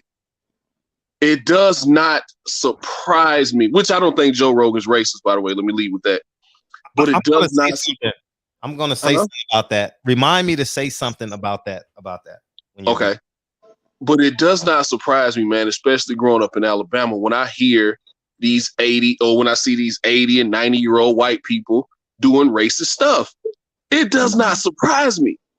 So why are we surprised that the Mara family, who's owned the Giants since 1925, have never hired a black coach? Right. They've never had a black head coach or a black quarterback. Why are we surprised with that? Why is that such? Oh man, it's so shocking. When the Panthers owner years ago, before he had to unceremoniously sell his team, when he told Cam Newton, he asked Cam Newton in a meeting, "Do you have any tattoos?" Cam Newton said no. He was like, "Yeah, I like it." He was like, "Okay, good, keep it that way. I like your hair the way." At this time, Cam Newton had a fade coming out of college. He told him, "I like your hair. Keep it like that." This is an 80, 90-year-old white man.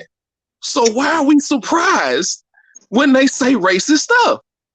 Well, why are we surprised? I'm not surprised. I look every 75, 80, 85-year-old white man or white woman that I see walking down the street, I look them dead in their face, and I kind of give them a scowl a little bit. Even if I don't mean it, I kind of snicker after I walk off because I know you called my granddad a nigga. Yeah. Because I know how my grandmama talk about y'all, so I know the feeling is mutual. All right. So, but go ahead, the Joe Rogan thing you about to say. You want to respond to that? Yeah. I mean, you're right about that, DJ. Remember, who was it that owned the basketball team and the chick that he was messing with? Clippers. That was Sterling. Sterling from the Clippers. Yeah. And he didn't know that she was on code, and she exposed him. You know what I'm saying? On how he really felt, about his players. So you're right about that.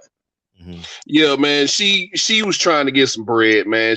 That was supposed to be a whole blackmail thing, but it ended up coming out. She was trying to get some bread off of him, man. Yeah, so I want to know, and I saw this on online. I want to know why. I want to know why Mel Gibson didn't get that same. He not getting this same hate that Joe Rogan got. He said he hopes he get raped by a pack of niggas. Yeah, he sure did.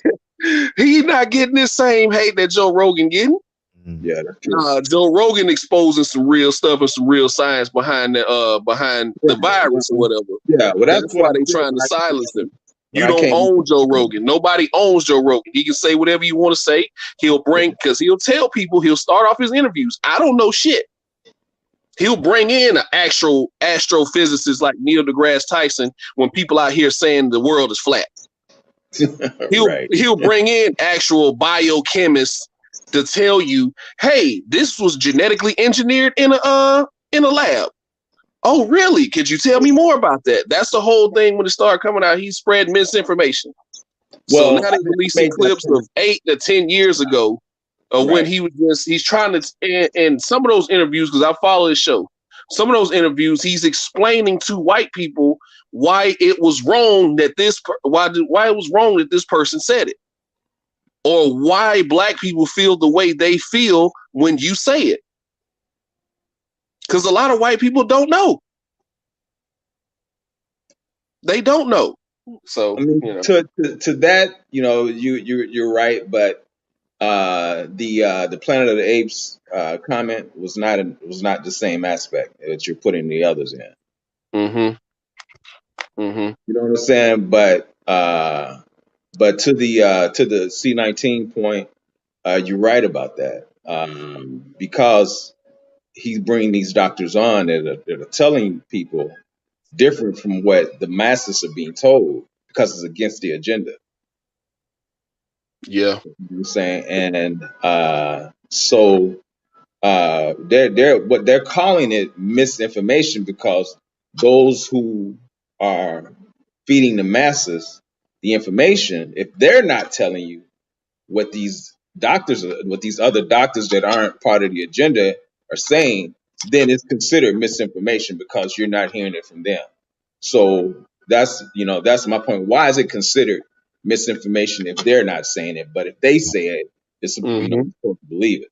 But if somebody else says something different against the agenda, then it's misinformation. That's a bunch of bullshit. And let's not forget when he had all the parents coming after him, because all of a sudden he was telling kids not to go to college because he had that former Harvard professor on his show that told kids at his orientation. He got fired for this, by the way, and lost his tenure. They found a way to take his tenure away from him, and they got rid of him. He just sat back and looked at the group of kids coming in, the freshmen. Why are y'all here? Exactly. Why are you here? You're about to spend $200,000, $300,000 for an education when you could easily go to a 2-year college, get a trade, and be working, making a decent living, within 2 years. But yet you're about to spend $300,000 of your parents' money chasing after what exactly? So all of a sudden, after he had that guy on, all of a sudden he's telling kids not to go to college. So, this ain't the first time they've tried to attack Joe Rogan, man. And like Israel Adesanya said yesterday, he's one of the most humble, caring individuals he's ever met. Joe Rogan is my nigga. Fuck the noise. That's what Israel Adesanya said. UFC the UFC middleweight champion, who just had a great performance last night, by the way. Mm-hmm. Just to throw the UFC in there. Right. Well, again, that goes back to what I was saying earlier about the conditioning that's been done to us. Mm-hmm. You know, and we always jump into the defense when we're disrespected. You know, regardless of the videos being old and the content and that the manner was said in. You know, we are always quick to jump and defend. You know what I'm saying? Those who say disrespectful things. You know, concerning us, whereas you never see that from other groups. You understand my point in that? Why is it that we're the one? Why are we so quick to do that? Can you answer that for me?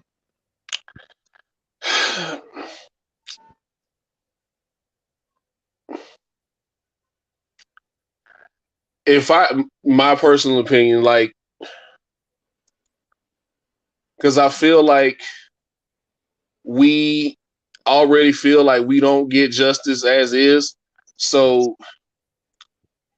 whenever something happens that we feel like, hey, more people should be angry about this, we attack instead of sitting back and listening, you know, or paying attention to what's actually going on. We just attack first and try to figure out what the actual issue was. You know what I'm saying? If that makes sense. No, wait a minute. Maybe you understand what I'm saying. Okay, go ahead. What I'm saying is, why are we quick to defend? You know what I'm saying? Like when Whoopi said what she said, which didn't say anything wrong, but you didn't see. I agree with you. I agree with you there. You didn't see any Jewish people coming out defending her. You see what I'm saying? But Joe Rogan, you know, says the shit that he says, and we coming out the woodwork, you know, protecting him, defending him. I stand with him. All this, you know, he my N-word, that whole thing. You know what I'm saying? Just like Fred said, you know, he a grown man, he can defend himself. Right. Why do we do that? Do you know what I'm saying? I feel that the mental conditioning that has been done to us is why we do that, because of our self-hate. You think it's self-hate, and I think we have it's a morality issue with us. I think we have, you know, being in the situation that our ancestors were in. I think, you know, that's part of conditioning, but I also think it's part of how we were raised. Just we have a higher moral compass. Black people, I believe, have a higher moral compass than anybody else. I think it's just a morality issue, man. Really. I don't know why we're quick to defend and why we're quick to attack, because there's just as many people as you had defending, you had just as many people attacking. So we're never really unified on one issue. Like everybody, like even going back to the Kaepernick thing, we were never unified on that issue. Yeah. Seems like you still got some people to this day saying that, oh man, it was only because, you know, he wasn't good at football no more. That's why all of a sudden when they benched him, that's when he came out, man. It was, and this is black people saying this. That's true. We've never really been unified on one issue. You still got black people in this country who still think, you know, nah, it's cool. I don't care that he say nigga. I don't care. It's cool. His niggas, everybody's a nigga. This person's a nigga. That person's a nigga. I was like, well, no, that's not necessarily true. You go sit down with my grandmama and tell her that. Right. So I don't know if I answered your question, but what you about to say, Brad? Yeah, the uncomfortable truth about the Joe Rogan situation is he has to succeed at this. And the reason why he has to succeed at this is because he's going up against the machine.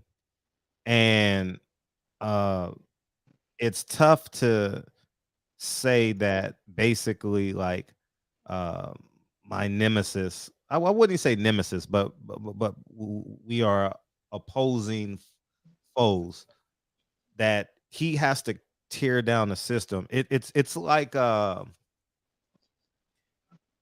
when the Black Lives Matter, we had all of America basically literally on fire and physically on fire.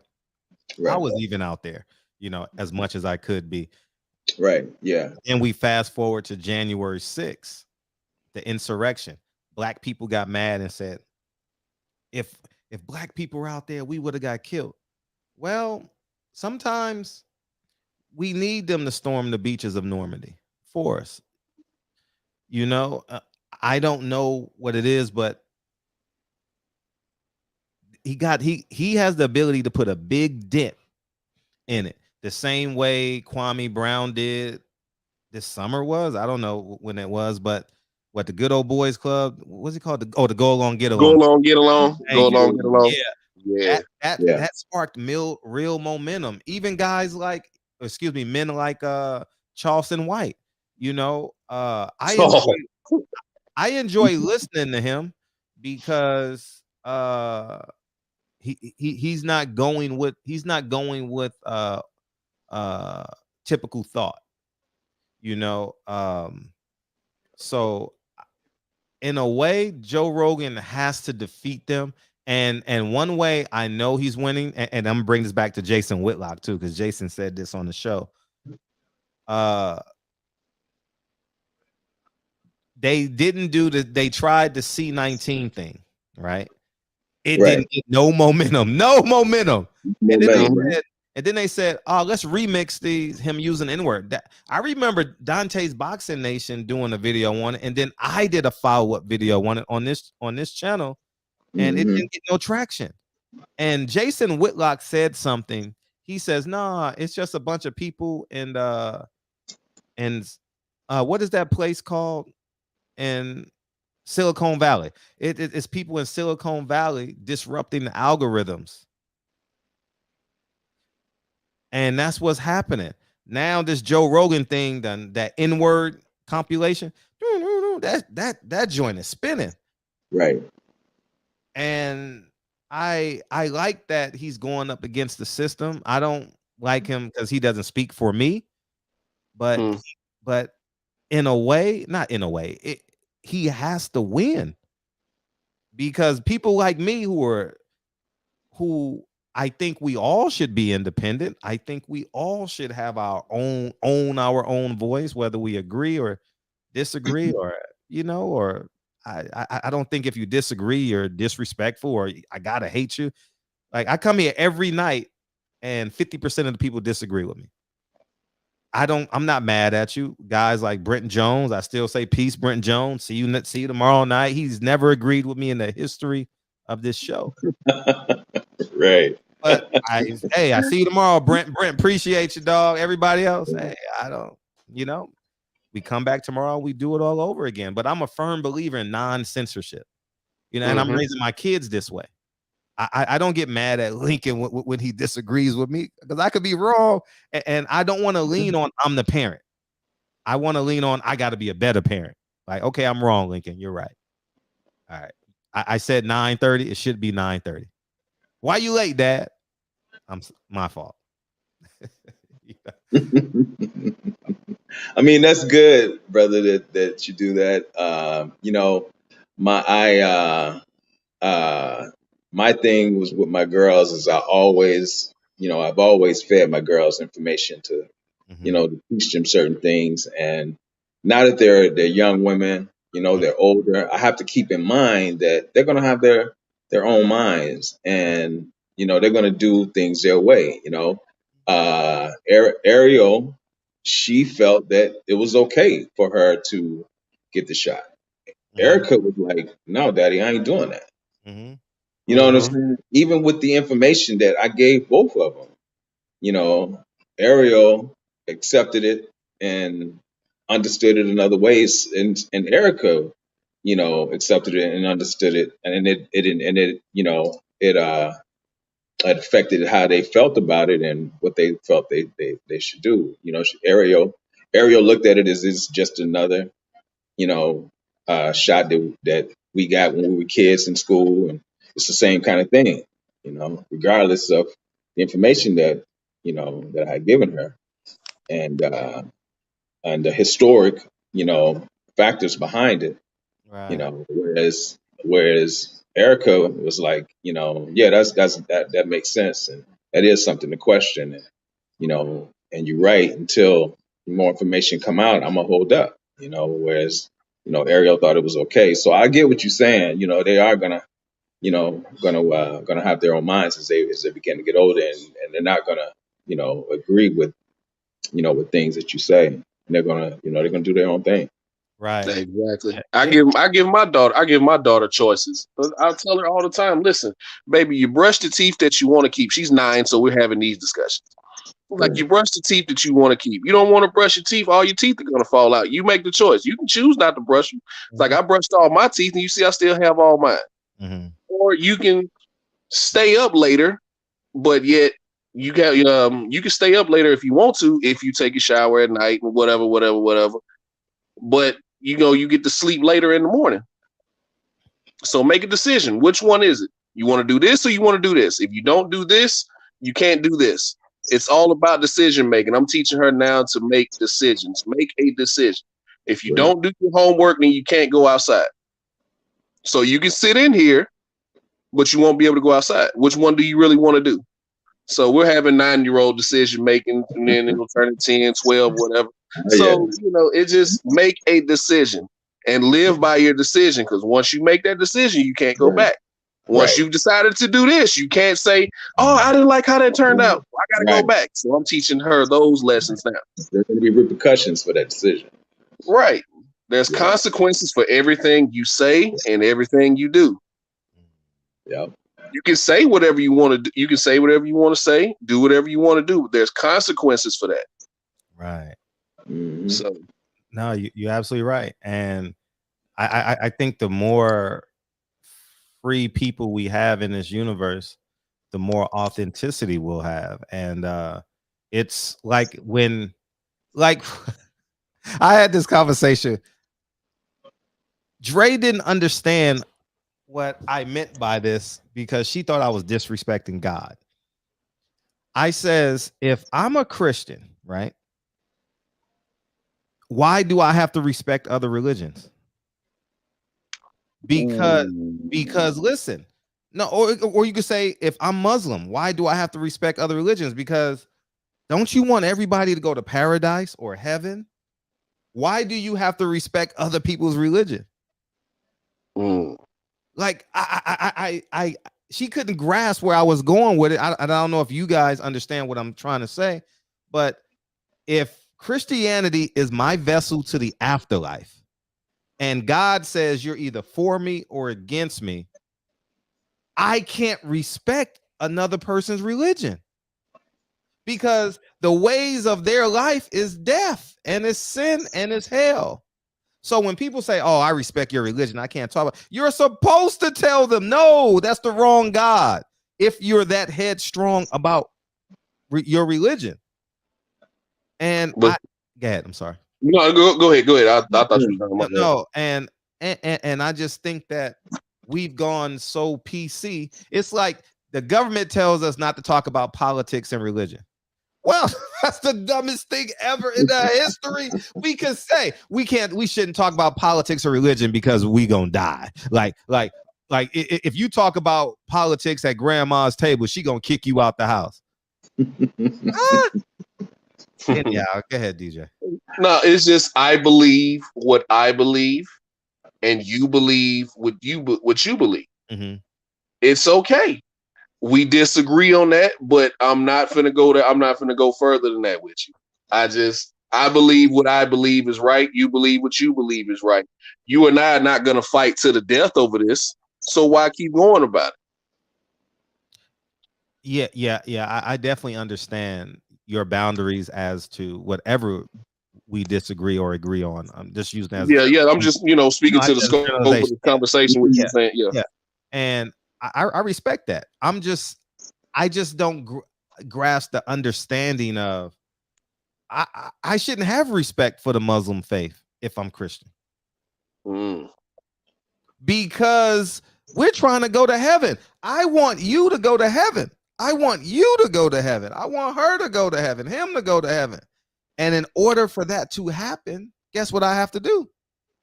I got to convince you that what you're doing, you're going to go to hell. And if you don't listen to me and my God, not that I subscribe to either of them, I'm just saying, like, it's too much. It's too much passivity on the most important things in our life. Our tax dollars.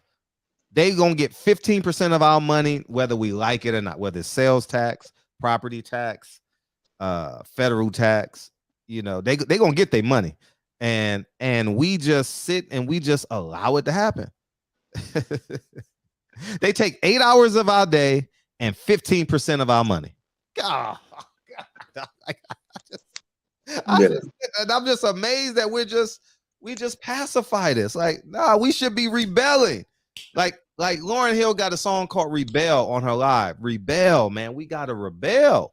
Like, it's I don't understand. Like when next week we're gonna talk about Malcolm X at some point because the Nation of Islam murdered him. Like I just don't think, why is that up for debate? It's a fact. And then we just sit and we pretend like it's not real. It's a fact. And why are we supposed to respect an organization that allowed a murder? Where do we do that? We don't respect gang members, or maybe we do, because guess what? Your favorite rapper is named after. And before I had kids, my favorite rapper was probably named after a gang member too. So I think we all should grow at some point, but I just think that if I don't understand why we can't have conversations about truth. And I just sit back sometimes and like, okay, you believe that, but you can't control how I feel. I should be able to express how I feel as comfortable as I want to. Right. I think the saying that you never should argue over, you never should speak of politics and religion. And the reason being is because people live their lives by what they believe. It's the fabric of their life. And when you're told something that you have wholeheartedly believed with your very soul, that you're told that what you believe is not what is, then it's like you're accepting that as, so you telling me my life has been a lie? And this is and this and that you've heard the what's that saying, fight or flight? That kind of happens. You know what I'm saying? Because now to protect that lie, people will fight and kill. To protect that lie. It was kind of like it's kind of like that movie, The Matrix. You know what I'm saying? Those who were still in the Matrix were fighting to stay in that lie as opposed to being awakened. You know what I'm saying? So that's why when you tell people who wholeheartedly believe Biden is going to save white people, I mean that they're going to save black people regardless to his history, you tell them that, well, he's more racist than Trump. Well, no, he ain't. I can't believe we're having this conversation. Oh, don't get me started on that. Don't get me started on that. Because he was sitting right next. He was sitting right next to his homeboy Bill Clinton when he passed the mandatory minimums. Yeah, when Hillary Clinton called little black kids like myself super predators. So exactly. But don't get me started. Point. Don't get me started. Right, but that's my point. So you have people that regardless to what you tell them, they're going to believe, and they're gonna fight to continue to believe that lie. And it's the same thing with religion. You know what I'm saying? When you tell them something so wholeheartedly, what they believe, and you tell them that the story of Jesus is plagiarism, that is really the story of Horus, which was an Egyptian story, which predates Christianity by over 3,000 years, and it's the same story. That's now you're making them question what they have been taught to believe their whole life. So that's where the fighting comes in. So that you understand what I'm saying? So You know, that's why they say it's best to not discuss religion and politics unless you want to fight on your Yeah, hands. yeah, Right. and Unless you're ready to fight or die about it, like just leave it Right. alone, man. yeah, and then we're so programmed to but trust the person that makes us feel good. For example, Right. Joe Biden. We just feel good that Joe Biden's in office because we believe that white people are going to dislike us more. Yeah.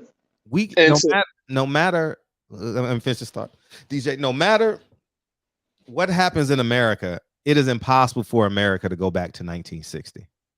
It's impossible. Like we can't. People, they like the Democrats use that fear term.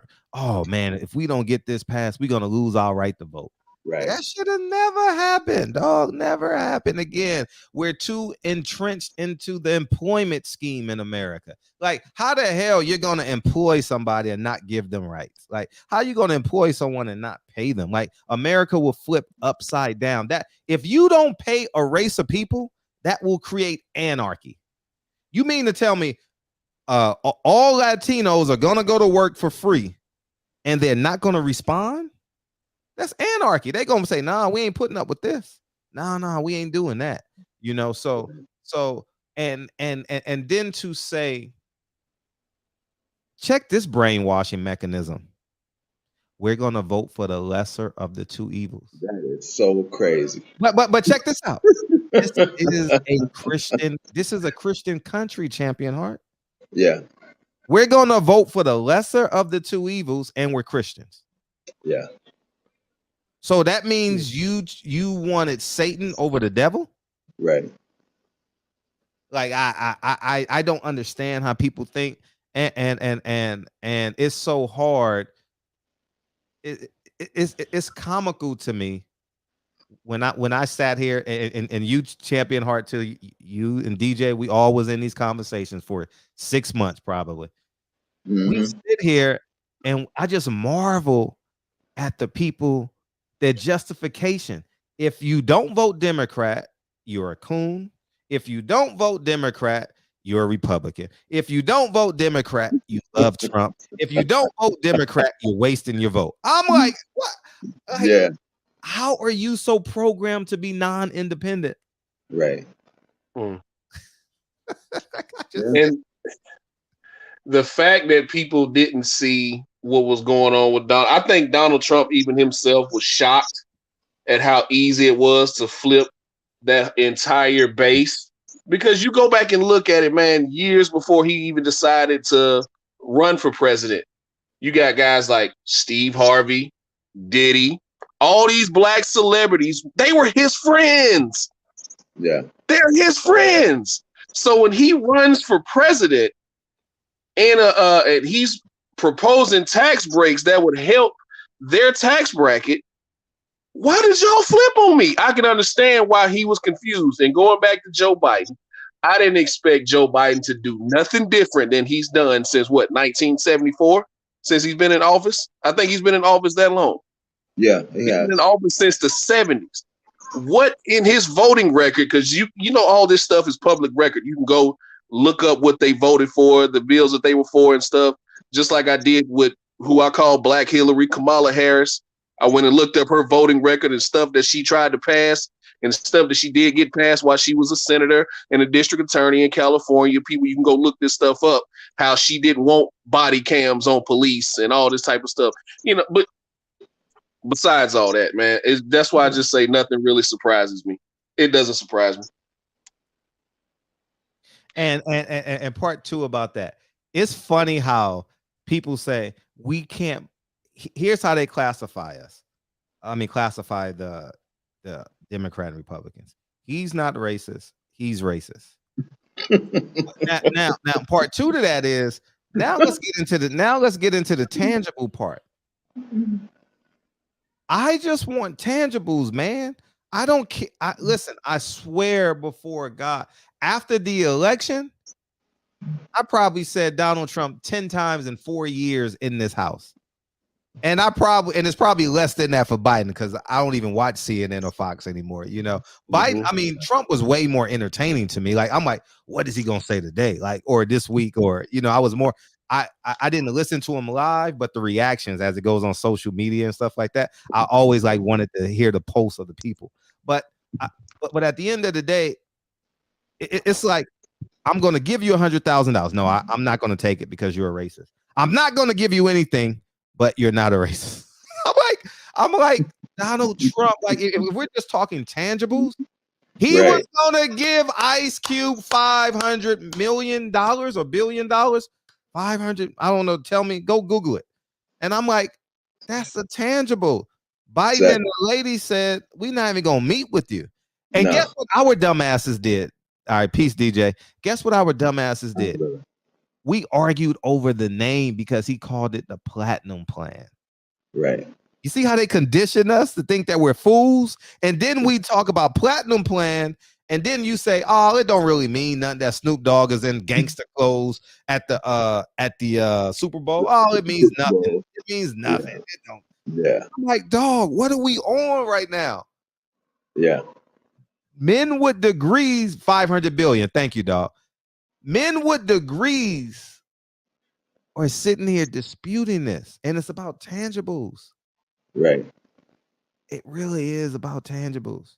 Yeah. The reason why my neighbor truly respects me above all the character is because I didn't lessen their property value.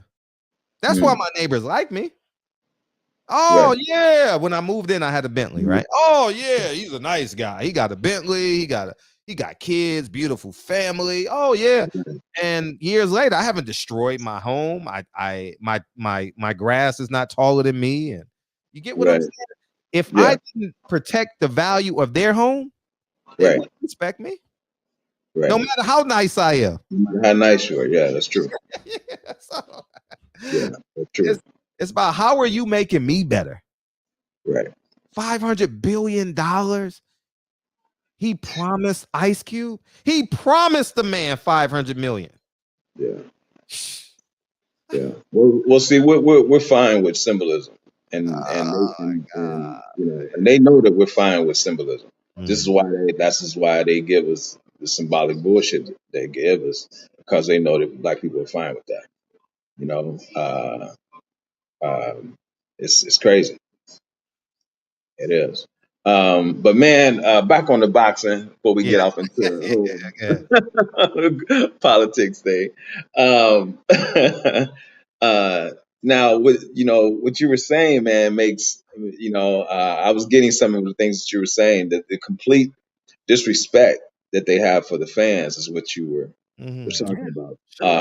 Basically, basically the fights happening the way they want it, regardless to what the fans want.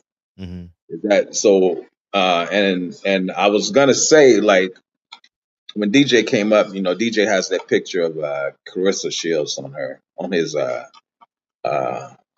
emoji. Now you were saying that she needed to make a villain and make a fight, and I think we had started talking about what's the sister? Miss T. Man, what's the sister? Miss T. Miss T. No. You know the sister that. Golly. Man, I'm drawing a blank on that sister name, man. You know what I'm talking about. She comes on the show? Yeah, she's been on the show. You met her at the park. Aida? Oh, Aunt Peggy. No, oh man. Raquel Miller. Raquel, that's her. Yeah, that's her. So Raquel Miller. Yeah, that's her. Yeah. Fine ass Raquel Miller. Now, say she had done that and to create that. I mean, if what you're saying is if they didn't want that fight to happen, so regardless to her doing that, that fight wouldn't have happened. Is that No, because Carissa was independent. So it would have been the demand of the people. Carissa don't have a network. No, she doesn't have a network deal. So 2 years ago, Carissa got mad at me and thought I was hating on her. Right. And I was telling her that no, she said I was mad at her because I was defending. She thought I was defending Raquel Miller. I was putting Raquel Miller in position. I intentionally put Raquel Miller in that position. Right. So they both Carissa Shield could respond. Right. Carissa Shield and her team thought I was hating on Carissa Shield. No, Carissa, I'm putting money in your pocket. I'm creating, I'm doing what Floyd did to Conor McGregor. I was helping you out, but she's too young. She didn't see it. She said, "Oh, that boy from Barbershop Conversation is a hater." You know how she go off and shit. Oh, he's a hater. He ain't. No, I'm helping you, Carissa. I'm throwing you a lob. Right. Help me. Right. You get it? She right. I get what you're saying. So that's why you were saying that that Haney and Gary Russell should have made that fight happen because Haney was independent. Yes. Right. Okay. I told both of them this. And the fans would have demanded it. No, the fans did demand it. You see the numbers? Yeah, the fans did demand it. Yeah. So and they would have had no choice but to make that fight happen, even though they do the fights that they want to do regardless of what the fans say. Is that right? The fans made it successful. Right. The fans really made it successful. Shout out to everybody that promoted that fight, from my channel to Blue Blood to Trill to 78 to Fanon, and the list goes on and on, man. Marlowe's box, everybody, man, everything boxing, Keon. Right. You know. Now you said something that I didn't understand. You were saying that when it came time for what's the white Jesus name? Lomachenko. Yes. To fight Devin. To the fans, it looked like he ducked because he applied he dropped his belt and applied for the franchise. Now you were saying that was a business move, that he didn't duck. No. Top Rank applied for the franchise belt. Okay. So they made him drop the belt? And because he had a belt. Yes. He had a belt. Okay. The reason why these promoters want the franchise belt, because guess what? There's no mandatory attached to it. Right. Now, when there's no mandatory attached to it, you don't have to waste money on a mandatory from another country that people never heard of. He did have the WBA belt, so they made him drop that belt. No, right? WBC. It was WBC. WBC. I'm sorry, WBC. Yeah. So they made him drop that belt. So that no. And when it's they want to put them in. Okay, I'm gonna tell you how people want it to be in an ideal situation. This isn't what I believe. This is just pure facts. Okay. When they have a mandatory coming up, right? The promotional company wants the mandatory to be in their stable. They don't want the mandatory to be outside of the stable. If you go watch my interviews with Bob Arum says, I just hate mandatories. We got to fight this guy and we got to put up the money. He don't sell. We got to pay him. It makes no sense. Al Heyman believes this. Bob Arum believes this. Eddie Hearn believes this. But Eddie Hearn is on the other side. He doesn't have really inroads. So he's leveraging these purse bids to get his footprint in the sport of boxing. So he's overpaying, obviously. But the point I'm making is, when you have the WBC franchise title, understand what I'm saying. You guys gotta don't think in the terms of Devin Haney is not getting the fight. Oh, we gotta rah. We gotta make videos rah. No, it's a business move. I would rather, from a promoter's perspective, I want the franchise belt over the regular belt. Why, Fred? Because I ain't got to pay for him to fight somebody from the Philippines that nobody ever heard of. I ain't got to pay for him to fight Custio Clayton. You see how they moved Custio Clayton? He was Terrence Crawford's mandatory. Y'all remember that? Right. How they maneuvered him and did. No, man. That's why the franchise belt is important. It frees them from obligation. Yes, Okay. that's the business of it. That's the business. And we're sitting here fighting over mandatories. No, Ness got an interview when he was in Mexico. He says, "Did you get it in this one?" He said, "No, we applied for it. We got it." Yeah, they just saved millions of dollars, and he got the green belt, so he's the undisputed champion. To the fans, I mean, shit. Now we can do what we want. And guess what's going to happen when we come around? Now who's going to be his IBF mandatory? Well, he had the IBF belt, but I'm just saying, like, now we can unify in our stable. Within the stable. Within the stable of Top Rank. That's the game they want to play. I see. And that's why Bob didn't want TF. That's why he got mad at Eddie Hearn. He's like, you wasn't supposed to, Eddie, I will ruin you. I have more money than you. I can ruin you. Okay, you don't think I'm gonna ruin you? Okay, I'm about to go get a deal with Sky Sports. And he didn't know that they colluded with Triller. The Lopez family colluded with Triller. Yes. So he wasn't expecting that. And he definitely didn't expect Eddie, because we just did Maurice Hooker, Jose Ramirez. We just did a couple other fights together. Hey, in order for us to stay in business, this is how it's run. This is the mafia. Okay. Right. I am the boss right now. Okay. Al is going to play his part. You're going to play your part. And when the mob bosses die off, it's your turn. But right now, this is how we're playing this game. And now you see Al is falling in line. He sent Sean Porter over there. He sent and don't fall for the mandatory thing. Please don't fall for the Sean Porter went over there. The other fighter, what's his name? That Derek James trained. Maurice Green. Yeah. He was an Olympian. What's his name?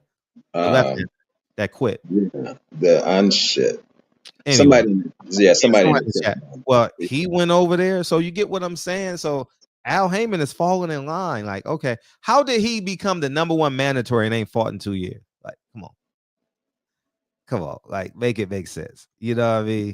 Like Keith Thurman is fighting for a title eliminator, and he's been off for 30 months. Right. Marcus Brown. Yeah. Like, now do y'all see how everything is manipulated? That guy got 2 fights, and he's a WBA JV titleist.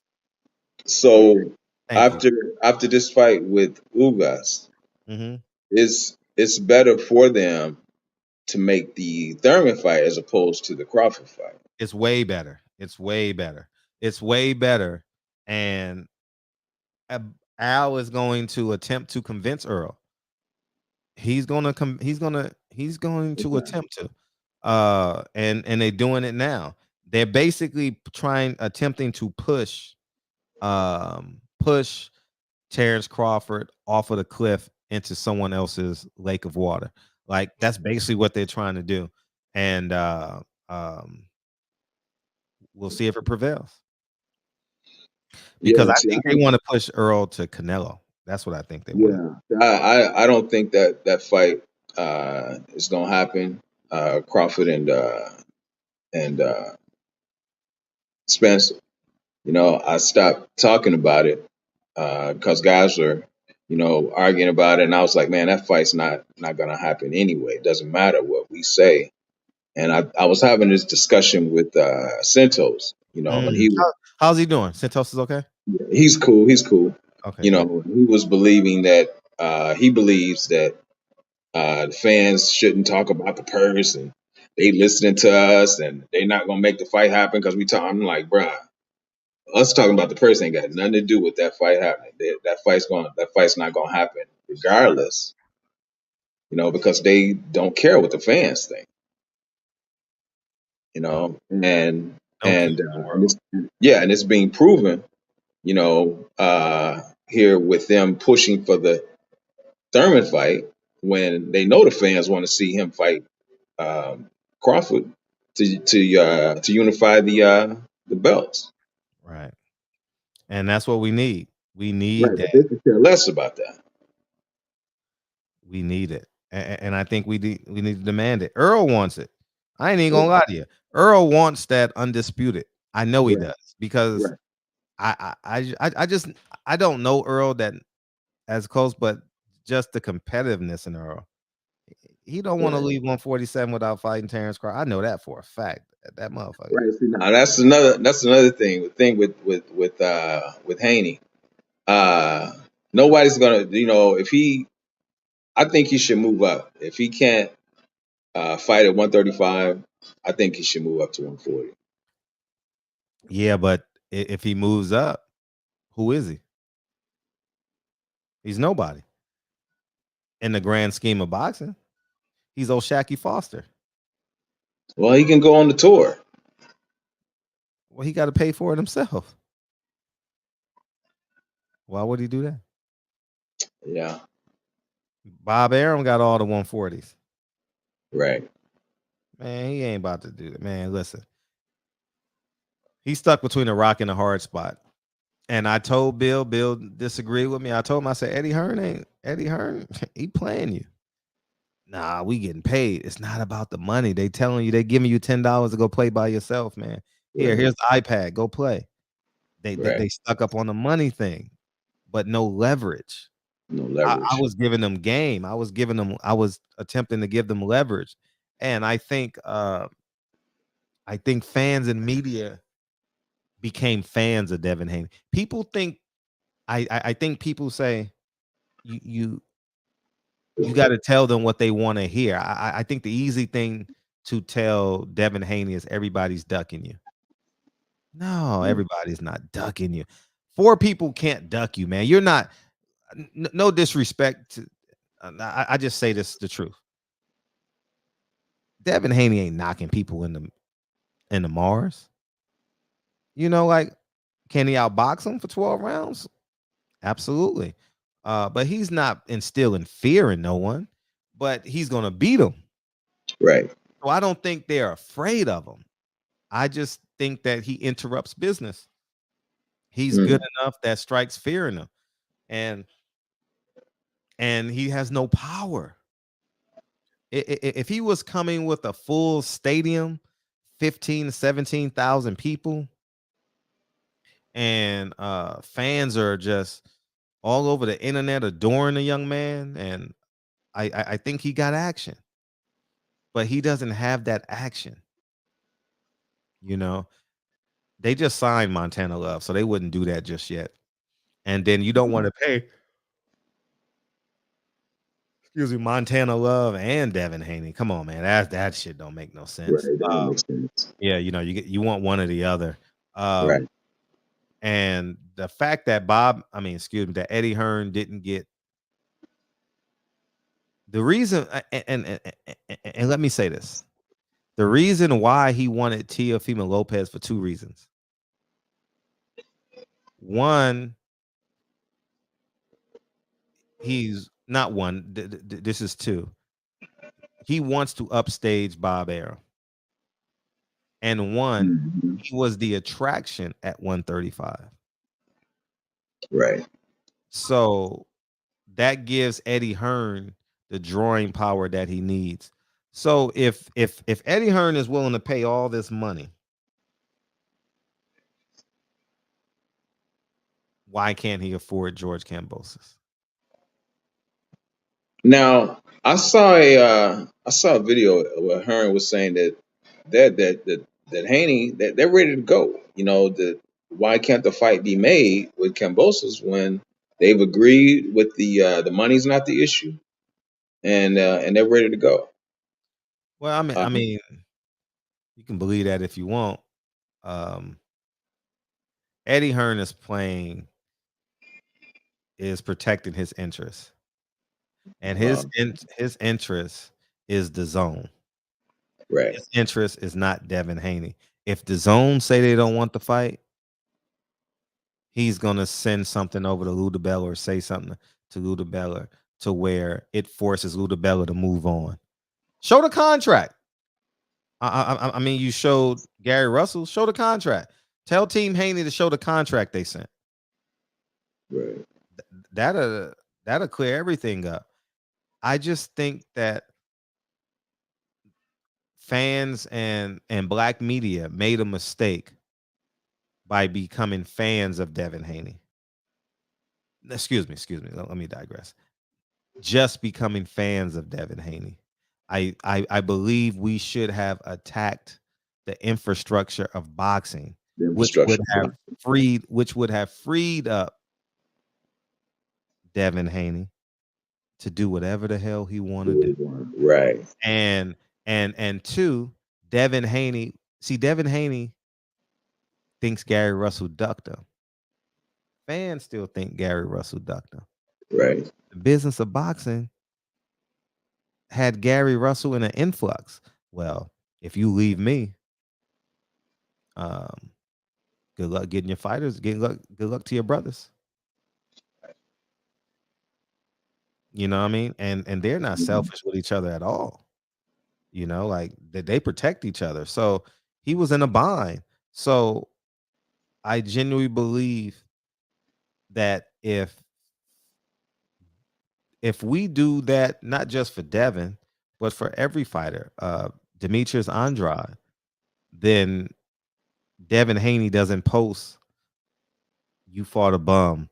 I'm glad you lost," or something like that. You get what he said? Something that was just a little bit different, and he would understand the big picture. Nah, in order for us to win, it has to be the Frederick Hawthorne way. It can't be, oh, we got Eddie Hearn's a nice guy. Eddie Hearn's a good guy. Eddie Hearn's not a good guy. Eddie Hearn is doing business with the zone. He's not doing business with fighters. The fighters allows him to do business with the zone. He's not in business with the fighters. Right. He's not. He gets the money from the zone. He's not their promoter. He's the mouthpiece. He's the hype man. Mouthpiece, right. Yeah, like he's not no damn promoter. The networks are making the fights, not Eddie Hearn.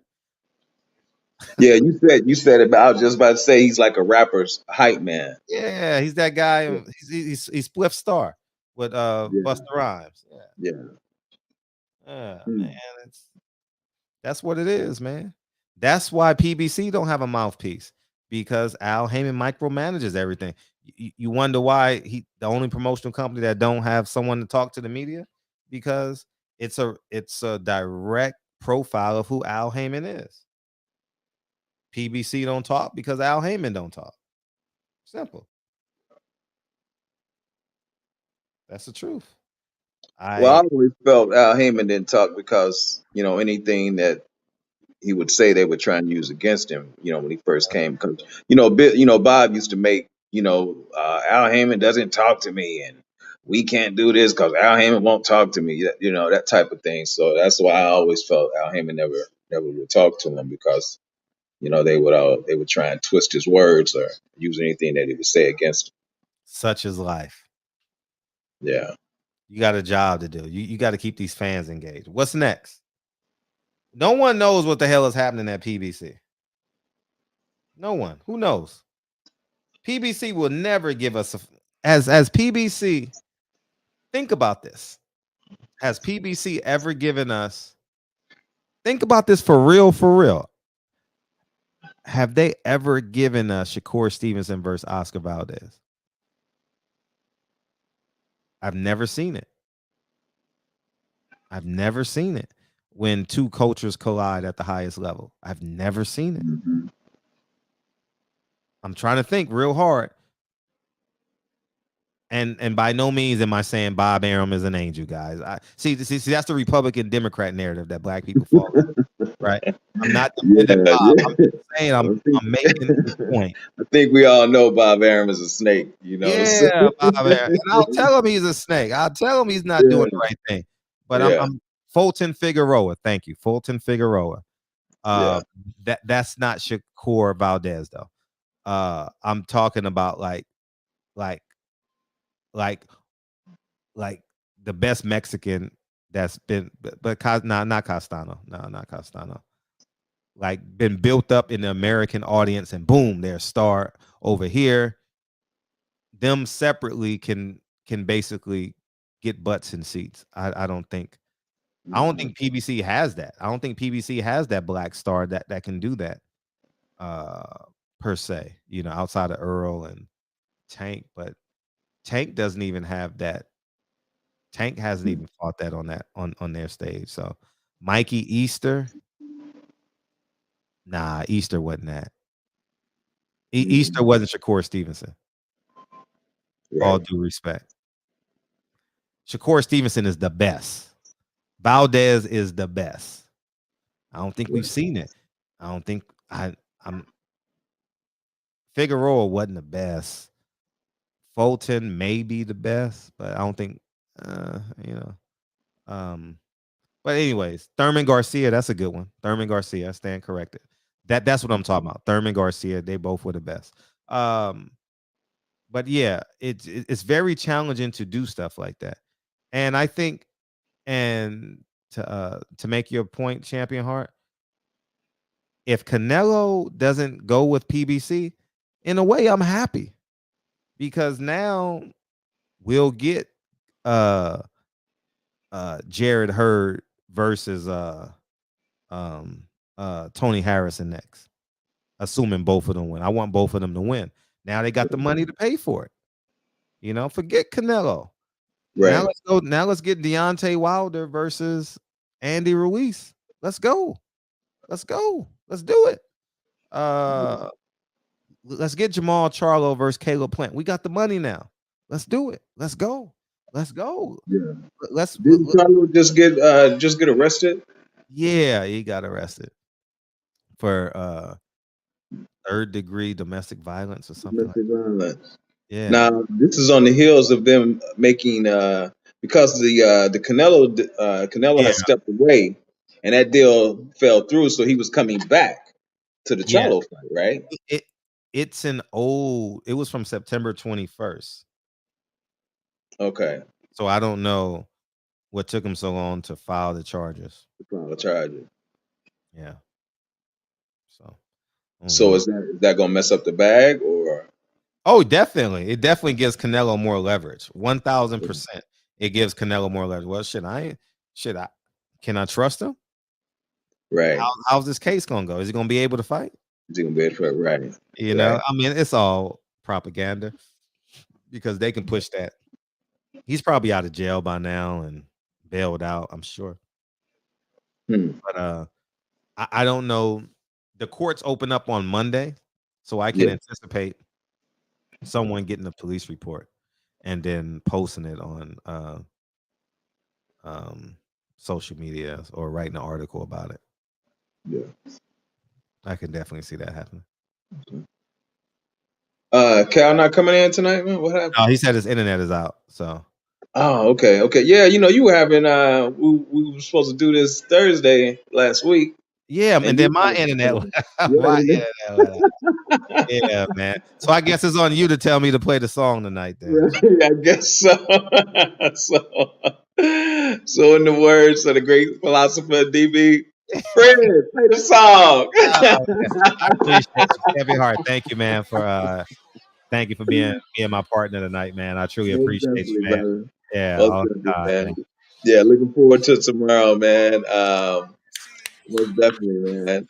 You know what? When you do the Chili episode, I want to talk to you about something when we do the Chili episode because Master P, he said something.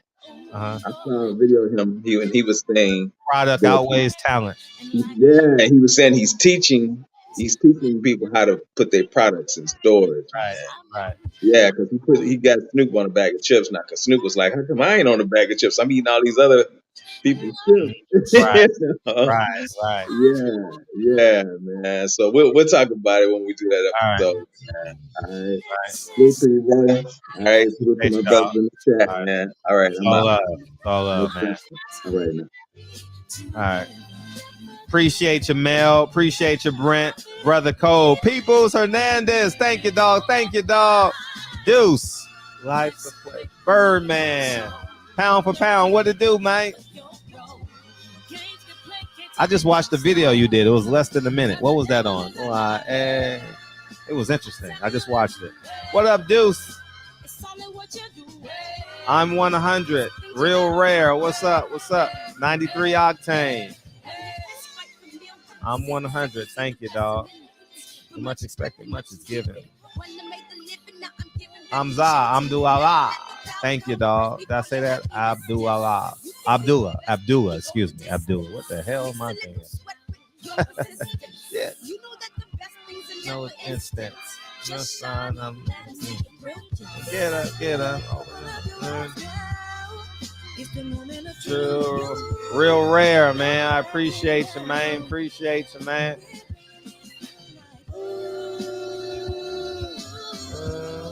For the joy of boxing, gangster nerd. Yeah, tomorrow. Come on in. Tomorrow. Come on in. Come on in, Duncan, tomorrow. You drop it tomorrow, dog. You drop tomorrow. Come on in, man. Please do. Oh, and I got to tell you about, hey, gangster. They, I couldn't get the airport scene. I meant to tell you about that, man. I'll tell you about it. I'll send you a message right now on, come on in tomorrow. We're going to promote. I wish we could play it, but I'll get a strike. You know what I mean? Shit. You know what I mean? I could play like 5 seconds of it at a time, you know. I stand on the ground.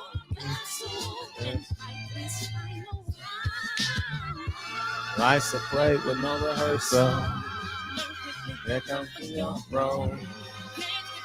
Take it personal. We're gonna promote the album tomorrow. So hey, come out tomorrow. What you do? Hey, we doing album releases in the shop. Yay! Do hey. Love y'all, man. Love y'all, man. I appreciate it. I'm gonna send you a message right now, Duncan. Love y'all, man. Thank you, man. Congratulations to the Rams.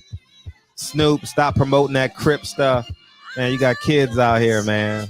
And I'm going to have a conversation. I'm going to have a spontaneous conversation with Leakin tomorrow. I want to know his thoughts about it, you know. And I'm going to record it. I'm going to record it and post it. I'm just real curious. All right, love y'all, man.